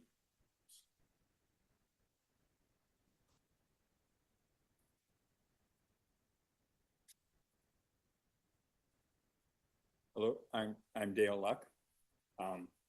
Greetings to the honorable council members and mayor. I'm gonna keep this short. I'm thinking about the definition of vacancy where they are using a 5-year statement where a house dwelling has to be not having had a tenant in there for 5 years. I think that should be extended to include any kind of occupant, so that, because most of these developments are not, as far as I can tell, they are homeowner occupied, so they don't come under this tenancy rule about 5 years having a paid tenant there. I think it should be extended so that any kind of occupant, especially a homeowner, if they vacate, if they leave the property, that means that that property was occupied. And so that's when the time limit, or that's when the time starts of a 5-year period where it has to be now vacant for 5 years, whether it's a tenant or a homeowner occupied. That's all. Thank you. Okay, one other thing, that might deal with the demolition, so that someone who speculatively demolishes a property, they would, that was just homeowner occupied, that would prevent them from doing the starter home thing, because they need to wait 5 years. Do we have someone online?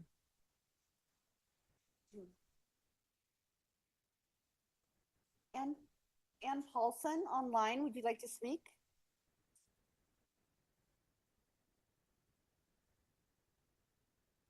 Yeah, hi. Can you hear me? Yes. Okay, great.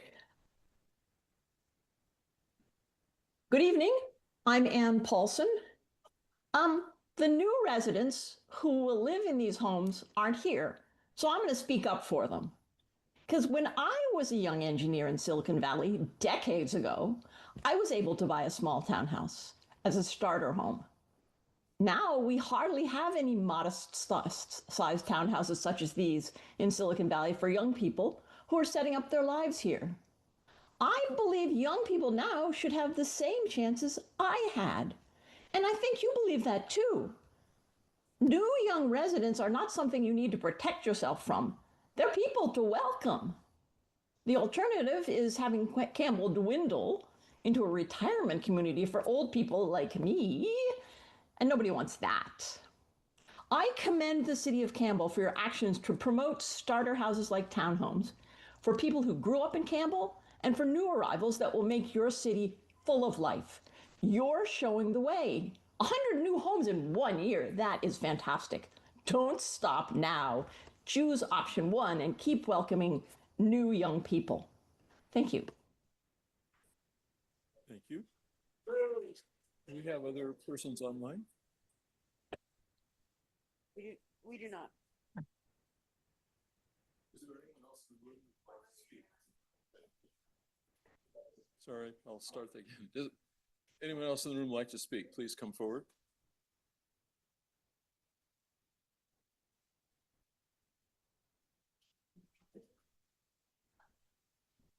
Hi, Mayor, Council, City, thank you. I'm a longtime resident of Campbell. I was here before I could walk, so that was like, what, 25 years ago? So I live in the Santa Moss Aquino area. I just wanted to make sure that that area also gets representative for the overwhelming, massive opinions we've heard here tonight about the concerns regarding interpreting this vacancy provision too broadly, so broadly that it basically circumvents state law. So that's pretty much all I say. That's just my thoughts on the matter. What do I know? I'm not an attorney. Oh, wait, yes, I am. Thank you so much. Thank you. Thank you for giving me the opportunity to speak, because I didn't want to get up here and fill out a form when you had a file this thick. My name is Michelle Smith, and I live in the Santa Moss Aquino neighborhood. I know you've heard from us in the past and haven't always been thrilled with what we have to say. But I think you know that we are intelligent, knowledgeable, and we have gone and done some investigation before we got up here. I haven't heard anybody talk about, they've talked about starter homes. In my court, there is a starter home. We turned down a replanning for that home, and then something happened and it turned around and we had another home built on the same property. The reason we turned it down was because the new plan for that home took up all the existing land. There was almost no yard space left. This home's worse. It has almost no green around it. It's blocked the foothills from their across the street neighbors. So it's like the look of the house does not match the property. It is boxy, it is black and white. And although some people find that nice, I do not. But that's my own personal opinion. I agree. I understand that. Here's the problem. Have you guys been considering things like, we're a drought state? What are we doing about our water? What are we doing about our schools? What are we doing about refurbishing our infrastructure, which I'm being told now I have to pay for if my plumbing that goes through the court fails. It's no longer the city's responsibility, it is now mine. So I would like the city council to start thinking about those. When you approve something, think of the far-reaching results of what property is supposed to, and then make it a real starter home, not a $3.3 million starter home. Thank you.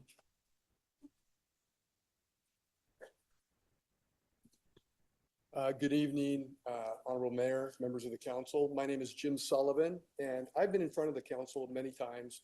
I'm a developer and I live in Campbell, and I've lived here for 22 years. And it's kind of funny, I can remember a bunch of neighbors showing up where I live on Chamberlain Court, 9,000 square foot lots. And I was thinking at the time as a developer, like, God, we should do 3,000 square foot lots, but unheard of at that point. The projects that typically we're doing right now and that are financially feasible are townhome projects. And I'm gonna just say that I think the city of Campbell has done a tremendous job in the past passing the housing element. And I think that there was like 90 identified sites in the city, housing element sites. I know I'm working on 4 of them right now. I do understand Director Eastwood's kind of comment and his thinking of having it as a one-step process, being more efficient, and not having necessarily a vacant lot where nobody can use it or a structure for a period of time. So I understand the logic there. However, I would say that going back with the state not giving specific direction on how to define vacancy, it's basically left up to cities to define that. You get to decide how we should treat predominantly single-family detached neighborhoods. And does it make sense to have, a 10-unit, place on a 6,000 square foot lot surrounded by single-story or two-story homes? So anyway, good luck in your decision, and thank you very much for listening. Thank you. Would anyone else like to speak? Yes. Hi, my name is Letitia. My parents bought property on Stuyvesant Avenue about 50 years ago with my brothers living there now. Respectfully, I feel that we should upload Director Eastwood's presentation to factcheck.org. Thank you. Would anyone else like to speak? Yes.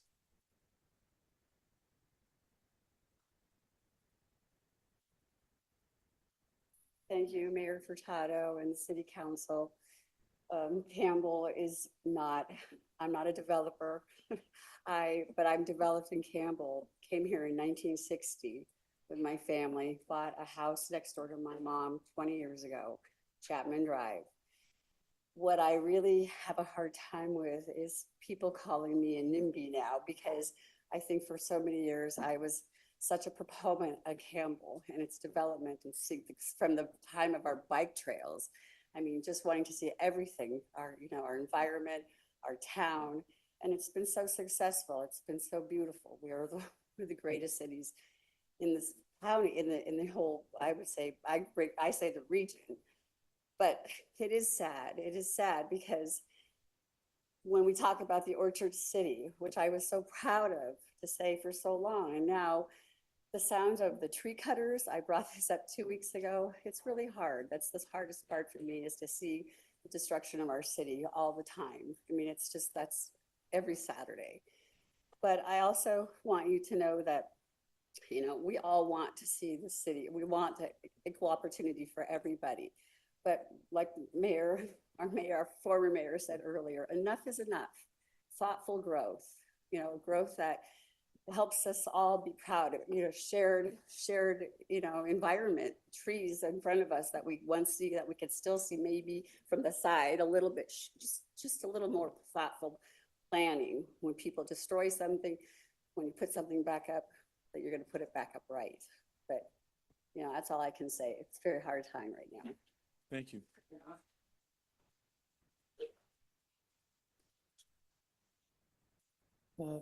Thank you. I'm Abhijit Bendale, and I am resident of Peggy Avenue. I'm here to speak on behalf of younger generation. It's not just about the older generation. We bought our house in 2020 and have really enjoyed the community. Our son goes to public school. We use the public library system, and we are deeply rooted in the community. Every other day, I get messages or flyers offering 4 to 4.5 million for my house. It is impossible to offer that kind of money if it is not for speculation. Starter homes is just a front for it. The houses that will be built here will be and are being sold for more than 1.5 million. Those are not starter home prices. I urge the council members to have a broader interpretation of the law and opt for option 2. Thank you.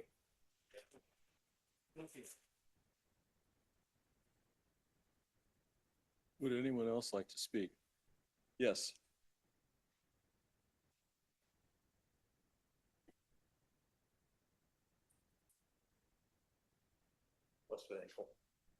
Hi, my name is Ken Campbell. Thank you for having us here. I've been here for a couple of decades, roughly 1967. I've seen a wee bit of change. I went to San Tomas Elementary School, Jack Fisher Park. I went to Campbell Grammar School. I went to Campbell High School. I was the first graduating class out of Westmont High School. Then a little tour of the Air Force. I've seen change. I've seen development happen. I've seen grocery stores come and go. I've seen larger houses go up. I've got one. We don't need to destroy this city. It's a lovely city. There's plenty here for everyone. I really urge the council to vote for option 2. Thank you. Thank you.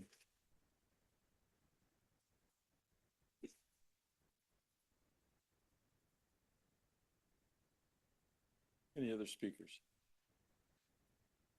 With that, I will close the public hearing. First of all, let me say thank you. I appreciate the time you've taken to be here and to share your opinions. And it's not always easy to get up in front of everyone else and speak, but you did it. And I appreciate that on behalf of my fellow council members. Your thoughts are very important. And again, I appreciate it. So now I bring the matter back to the city council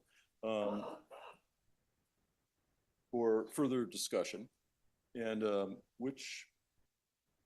who would like to start?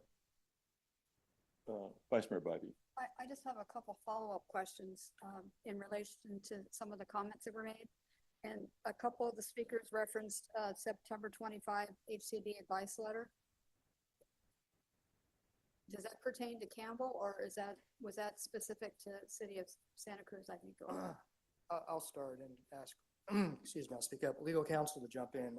Reviewed the letter. It was an HCD technical letter to the county of Santa Cruz. The subject of the inquiry had to do with a parcel. Was it subject for 1123 project? The parcel in question had, I believe, was an abandoned or a church that was no longer used. The county was asking HCD for technical guidance. Was it subject to 1123? HCD had applied in the affirmative that there was not a house. It was abandoned in a sense. There was not a house on the property. It was my takeaway, and I'll subject to legal counsel to weigh in, that the advice provided in that case was very specific to the facts of that situation. Correct. It had to do with whether the abandoned religious use was considered vacant under the law. And it didn't, HCD there did not chime in as to the timing of vacancy. Okay, and it was site specific to that jurisdiction, not with our.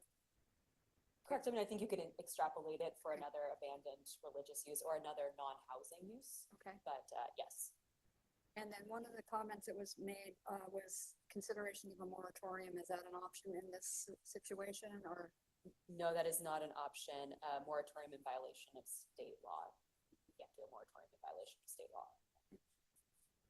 Thank you. Sergio. Thank you. I also had a follow-up question from Councilmember Bybee's questions. For our staff or council, could we seek our own advice letter? What would be the process or potentially timeframe for that? From HCD. Yeah, yes.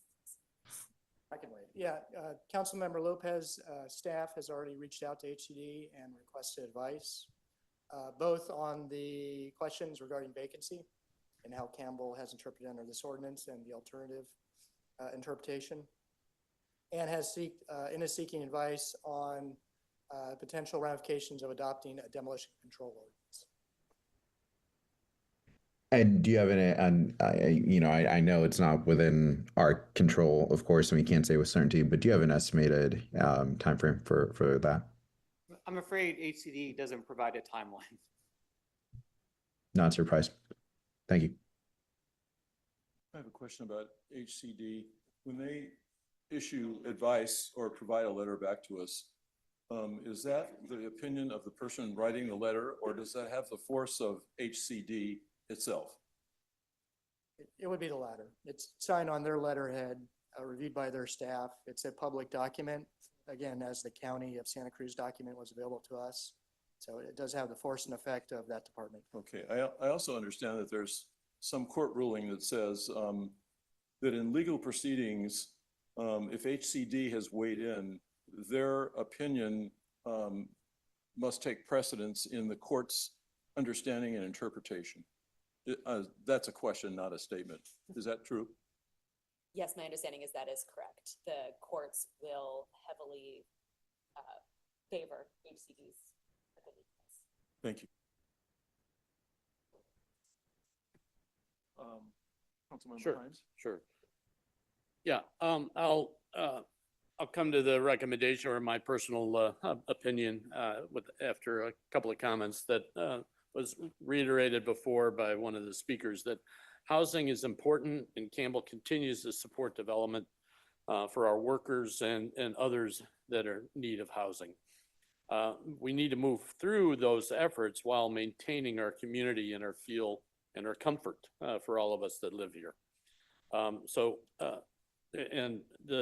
We need to remove the blight that drives me nuts with the Hickory Pit and the Gilman Campbell that is now an empty, it has been an empty lot. So that's the precursor. But I really want to thank everybody that gave an excellent comments and feedback. And I was thrilled to hear them all. So I really want to emphasize that. I want to show support for option 2, which is the revising the ordinance as presented by staff for us to move forward. And I'll reserve other comments of council. Thank you. I'll weigh in myself, actually. I do think it's important that we honor the requests of our residents. I think that comes first. I think starter homes work okay in multifamily zoned areas because you already have high density, you have higher buildings, or mixed use where there's commercial nearby and so on. But I don't think, frankly, it works too well in single family areas, especially the way the law is written. I know the basic law allows for it, but that's just my opinion. I am in favor of option 2. I think we should change our ordinance to reflect what the state law says. I furthermore think that we should put more teeth into it by developing a demolition ordinance that would further add protection to that. So it requires in single family zoned areas that if someone's going to demolish what is considered a perfectly good home, that they have a approved plan for a single family home that's going to replace it, so that they just can't willy-nilly create vacant lots and then sort of apply under that rule. I just don't think that should have been the intention or permission in the first place. So I think we should do whatever we can to side with the residents and to interpret the law rather strictly to the basic state standard. Any other comments? Councilmember Scazola? Yeah, thank you very much, Mayor Furtado. So I actually did have one quick question. I'm hoping to get an answer from staff regarding, there was mention of a possible 90-day moratorium. So I kind of was curious about that. Is that possible, and how would that benefit potentially? Obviously, I'm on the side of slowing things down. And anyways, what's the information about that, the 90-day moratorium? Yes, apologies if you couldn't hear me earlier. A moratorium that violates state law, so essentially stopping applications under 1123. The city cannot do that. The city cannot. Okay. Yeah, sorry. It's a little difficult to hear in the middle of Central American jungle, but okay. So now I have more or less, I mean, it kind of looks like, I want to thank all the residents who came out here. It's incredible. You all had so many amazing comments. I'm generally in agreement with the vast majority of them. I'm not sure if I should read this. I was writing a lot of notes. It looks like a Ted Kaczynski manifesto at this point, but I'm just going to go for it. Who cares? Okay. So as one community member brought up tonight, we have a massive influx of foreign nationals buying up our real estate, driving up prices, and keeping our actual neighbors from having the opportunity to have any chance to live in the community they were born into. Worse yet, they often remain vacant. And it's not just them, it's corporations and hedge fund companies doing the same.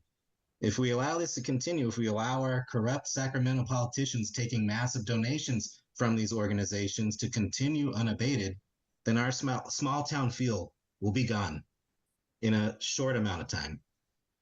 So I'm largely agreeing with the comments that I heard today, and I will also be supporting option number 2. And I want to have a very strong, as strong as possible when it comes to the demolition control ordinance. Like I said earlier, I want to have as many hoops for these people to jump through, not for good developers. There is a such thing. When it makes sense, when we have something like a vacant lot, truly, where there's nothing there, or there's a rundown something or other, that makes sense. Okay. And also we want to take into account the look and feel of the neighborhood. We want to listen to our residents. We want to listen to our neighbors. So long story short, I'm very strongly going with option number 2. So, and definitely with the demolition control ordinance. Thank you very much. Thank you, Vice Mayor Bybee. Thank you. I want to thank all the residents who reached out, whether in person or through email. Your comments have been heard loud and clear.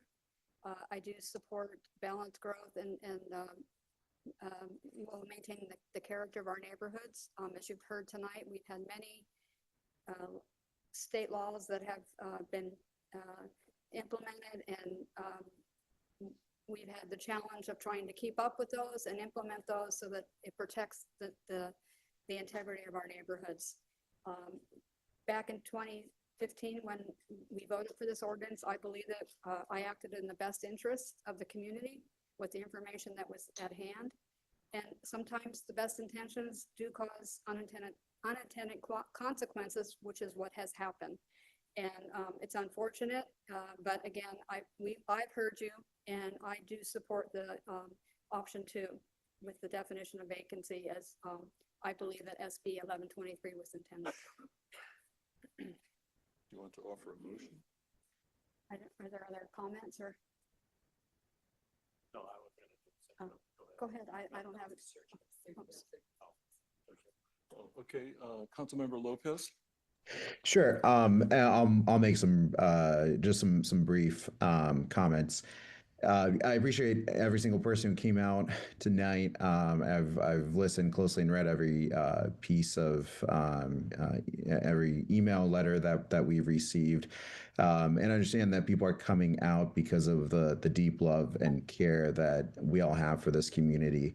And I just want to share probably a little bit of a different perspective, but coming from that same place, I will be in the minority on this, and that's okay. I think we're all making the decision about that comes from that love that we have for Campbell. But I just wanted to share my own experience. I grew up in this community, and it's hard for me to imagine ever being able to buy a home here. I can't imagine what it would be like to own a piece of property that people are willing to offer you millions of dollars for. I congratulate those who are fortunate to be in such circumstances. But for my generation, unless we have the availability of starter homes, we're going to get pushed further and further out. And I just can't bring myself to agree with the people. Something I heard numerous times, which was that there's a lot of collective experience and history of Campbell and of this community, a lot of change that people have witnessed in this room that has been shared tonight, and I'm deeply moved by that. But I just find it hard to believe that 2026, we say all this change that has happened has been great, and Campbell's this great and dynamic place. But 2026 is the point at which we want to freeze things in time, I think. Change in our community being dynamic is a part of what makes this such a welcoming and wonderful community that has welcomed me and my family. And I don't think that welcoming new neighbors is a bad thing. So I'll keep with that. Again, I understand that both my colleagues and everyone who spoke tonight is coming from a good and genuine place on this. And I thank you for that, for coming out and doing your part to participate in the civic process. And we'll respectfully dissent from what I'm sure will be the majority. But thank you. Thank you, Councilmember Scazola. Yes, I apologize, but that was a seemingly well-prepared propaganda piece, because you know what? A starter home isn't near $2 million for any working class person. And so I want starter homes too, but these are not starter homes. These are just destroying neighborhoods, and only rich people are buying them, or foreign nationals or corporations, and nobody lives in them. They're empty. They're truly vacant. It's ironic. They're knocking over perfectly good homes and putting up these monstrosities. And then, you know, maybe people won't even, it's just an investment. It's a portfolio investment for the rich people that are destroying the planet and destroying our community. So, okay, you can vote your way, but I'm sorry, I do not buy that line. I want starter homes too. These are not starter homes. I'm sorry. I don't care what you call it. Words are powerful. And you hear the word starter home, that sounds exactly, oh, beautiful, I could start my family. No, the average working class person cannot afford to live here. And I still would ask you, and I don't know if you're going to say something, oh, it's unrelated, but is 17% rise in rent for the average Campbellite? Is that an okay amount? Is that high? Everyone else said it's too high. I still am waiting for an answer from you.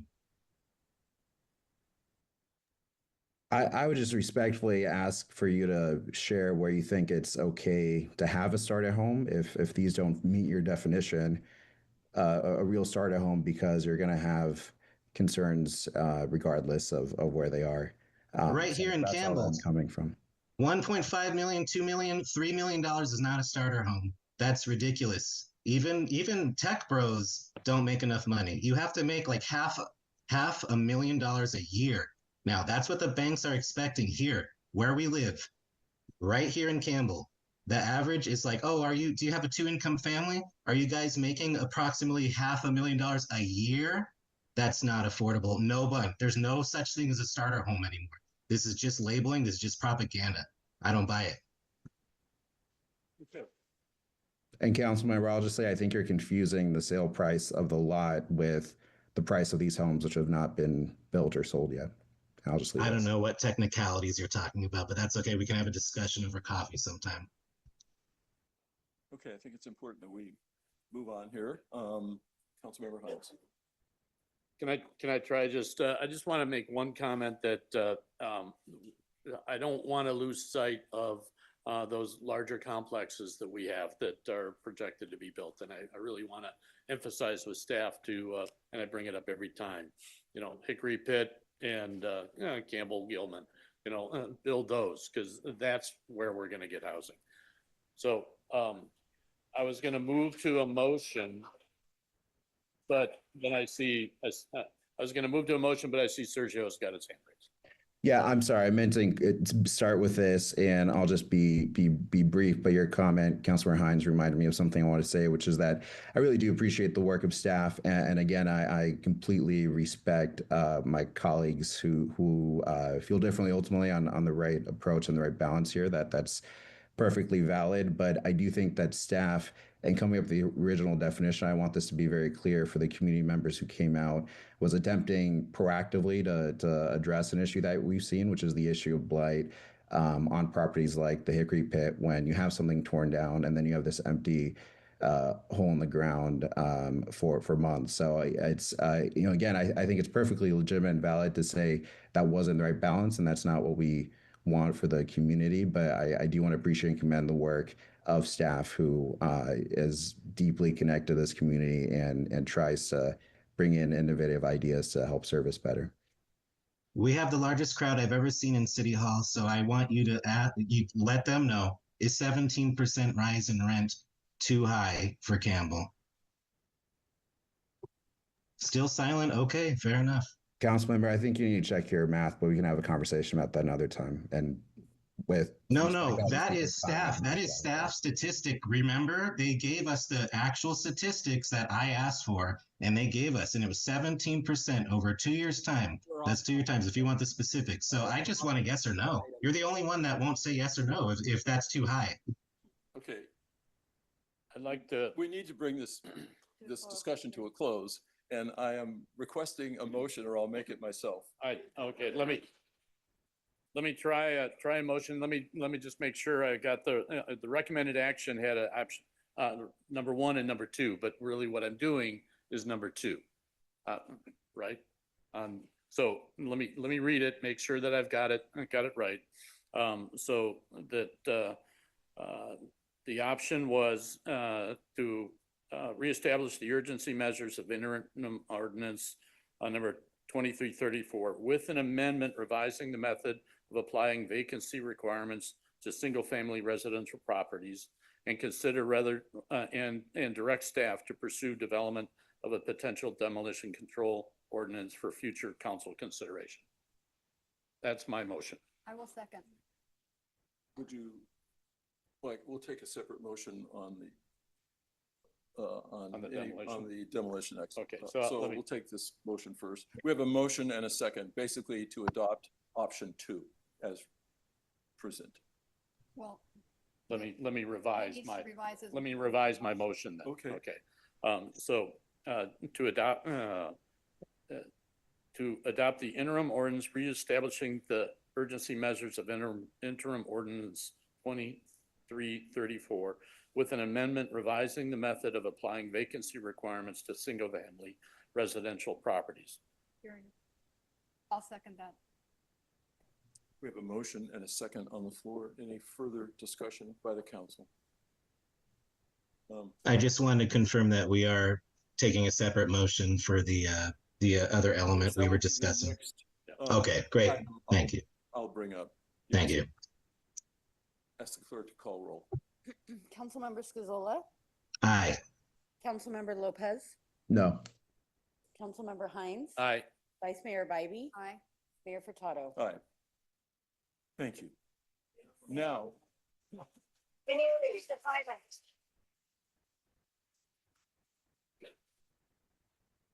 clerk, do you need to read the title? Yes, please go ahead. Being an interim ordinance of the City Council of the City of Campbell, reestablishing the urgency measures of interim ordinance number 2334 with an amendment revising the method of applying vacancy requirements to single-family residential properties for continued implementation of the Starter Home Revitalization Act pursuant to Senate Bill number 1123 from 2024 and Assembly Bill number 130, 2025. Reading be waived. I'll second. Roll call. Councilmember Scazola, Aye. Councilmember Lopez, Aye. Councilmember Hines. Aye. Vice Mayor Bybee. Aye. Mayor Furtado. Aye. Now we'll consider the demolition ordinance. I'm just going to step out for a second. You right? Let me try wording. Then I'll propose the motion once we get back. So the wording that I would have to request staff to pursue development of a potential demolition control ordinance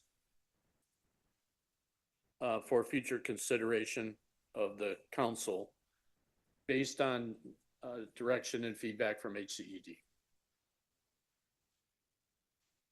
Okay, I won't, I just was wording, I was trying to make sure that Elliot, maybe, did you want to amend that? You're muted, the pandemic term, you're muted. You're still muted. Thank you. Yeah, I definitely appreciate your intent. I'm just a little concerned about the wording and maybe staff can help construct it best for us because I want to ensure that we really take it seriously. And so maybe, I mean, quite frankly, I'm just going to ask staff like how best we can phrase this. Clearly, we have a majority of council that would wish for this to happen, and I'm not sure how to phrase it exactly. Was that sufficient? I think the wording that was mentioned in the motion was sufficient, Cool. or the suggested wording. It wasn't a motion, but yes, I think that was sufficient. I apologize for stepping out. So we have a motion on the floor. No, we I'm don't. so- No, we don't. All I right. wasn't going to do that without you. So let me reiterate the motion on the floor. Give me just a second, make sure that I want to direct staff to pursue development of a potential demolition control ordinance for future council consideration with direction from HCED. Don't you think that we could, pass our motion as we see fit? And then if ACD wants to weigh in, they'll weigh in and we may have to revise it based on their advice, but go ahead and take the action, not take the action pending their advice. Which may never. Thank you, Mayor. That's exactly what I was hoping to hear. That's the route that I want to go, is that we just do it and then we'll listen to them later. Ask for permission, ask for forgiveness rather than permission. Yes. Yes. We'll just note if we do that, we do run the risk of it violating. Cool. Bring it. I'm sorry, would you repeat that? I say, if we do so, we do run the risk of violating state law. It's If okay. we proceed without, if we proceed without HCD weighing in. I will note that other jurisdictions have demolition ordinances, but none have been adopted, to my knowledge, since passage of 1123. And we want to ensure, the city should ensure that that the city's proposed demolition control ordinance comports with the requirements of So in other words, 1123. you do recommend that we add the addition. Yes. I will, since you're providing legal advice, I certainly will defer to your advice. So I'm sorry. Let me read it again. Okay, Let me read yes. it again. Okay. Councilman Elliott or Lopez, any comments before I try again? I do think we have to be aggressive in this. Campbell has been aggressive. We've been the tip of the spear in so many things, and this is so necessary. Like, nothing matters more than a roof over our heads, you know? Affordability. We keep talking affordability, affordability, affordability. And, Campbell, I know it. I don't have a crystal ball, but I know that Campbell will be destroyed if we just allow Sacramento and all those corrupt politicians who are getting their bribes. Oh, I'm sorry, donations, excuse me. They're gonna just run rampant over us, so someone has to push back, and why not us? That's all I got to say about that. So I say we do it right now. I'll second the motion. I'll second the Wait. on the floor. We have a motion by Councilmember Hines, second by Vice Mayor Bybee. I'm sorry, I need clarification. Is this motion to ask permission or to just go for it? Actually, on the advice of our attorney, the motion includes passing it, but with the seeking advice from the Department of Housing to see if. So we are passing it. Okay. And then, okay, great. I'm afraid that that they're going to weigh in one way or another. So we Sure. have it validated by them. And since we're following the advice of our attorney, I think we should. So In consideration of the remote access, let me repeat it again. Okay. Hopefully it will be exactly in the same wording, but that we're going to direct staff to pursue development of a potential demolition control ordinance for a future council consideration, including whereby including feedback from HCED. That's the motion. And I assume that's the second from Council Yes, Vice that's the Mayor second. Bybee. Yes. Roll call, please. Councilmember Scazola, Aye. Councilmember Lopez, Yes. Councilmember Hines. Aye. Vice Mayor Bybee, Aye. Mayor Furtado. Aye. Been a long day. This concludes this item of business. Thank you all very much for your patience and for your comments.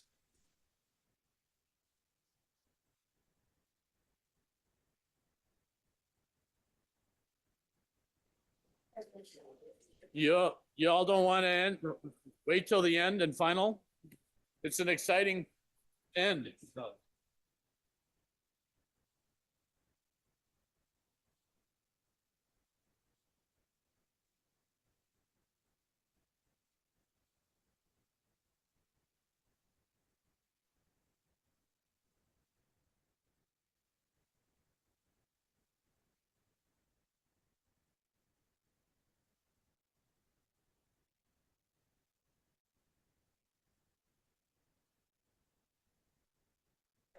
We just have a short item to finish, that's all. If you want to wait a second or two, we'll be done in a moment.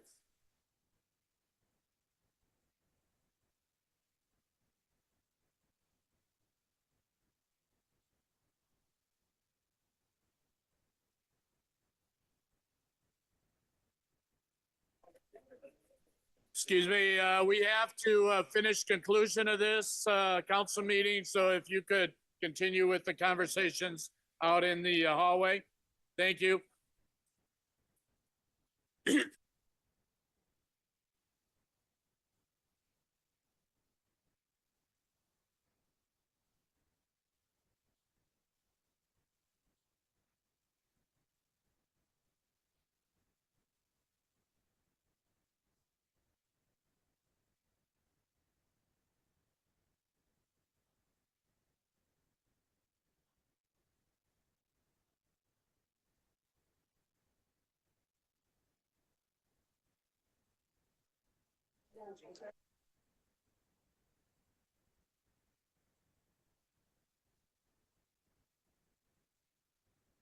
For a short time.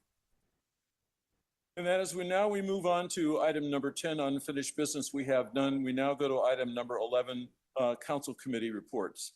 I will ask either Councilmember Lopez or Councilmember Scazola any further reports to the city council. No reports, thank you. None from me, thank you. Okay. Yeah. Yes. I of course have some, can't resist. So I had the opportunity of attending the Santa Clara County Valley Water Board. Excellent discussion that we had there. The Silicon Valley Clean Energy Board and several orientation discussions with the excellent program that's in place. Skate park ribbon cutting, we had that, so fantastic work. I did have a conversation with Jim Sullivan on the Campbell Avenue project that he's talking about as well. And an excellent tour of the El Camino Hospital on Pollard and the terrific work that they're doing there. And you know, we're streets away from the conversations that we were just talking about, and they're going to be putting through a plan to rebuild that. So very exciting that we need to watch that. And then absolutely enjoyed the Emerald Art ribbon cutting. My grandchildren have been there now a couple of times, and it's a fantastic place. Thank you. That's all I have. Oh, Vice Mayor Biden. I just have one brief comment. I attended the Cities Association meeting last week, and they offered a presentation from the County Office of Emergency Preparedness. Thank you. And I attended the Water Council meeting of the U.S. Conference of Mayors. I serve on that council. And it was a very interesting meeting, learning how things are handled in other parts of the country. For example, the stormwater management that they have in the local city there in Indianapolis is very unique in that they do have a lot of stormwater, and they've developed a system with swales and sort of natural settling, so that as the water flows through man-made sort of creeks, it settles into the ground as much as possible, and sort of you get water recovery, of course, that way. One of the most interesting things I found was that in several Midwestern cities, the actual treatment, testing, and delivery of water is done completely by the city. In other words, we have the San Jose Water Company that takes care of that. It's really out of our hands. They generate the revenue. They're responsible for the pipes. They're responsible for the purity of the water, the testing that's required by EPA and so on. But in some Midwestern cities, they actually have that responsibility as a city responsibility. They're responsible for the pipes, for the testing, looking for PFAS.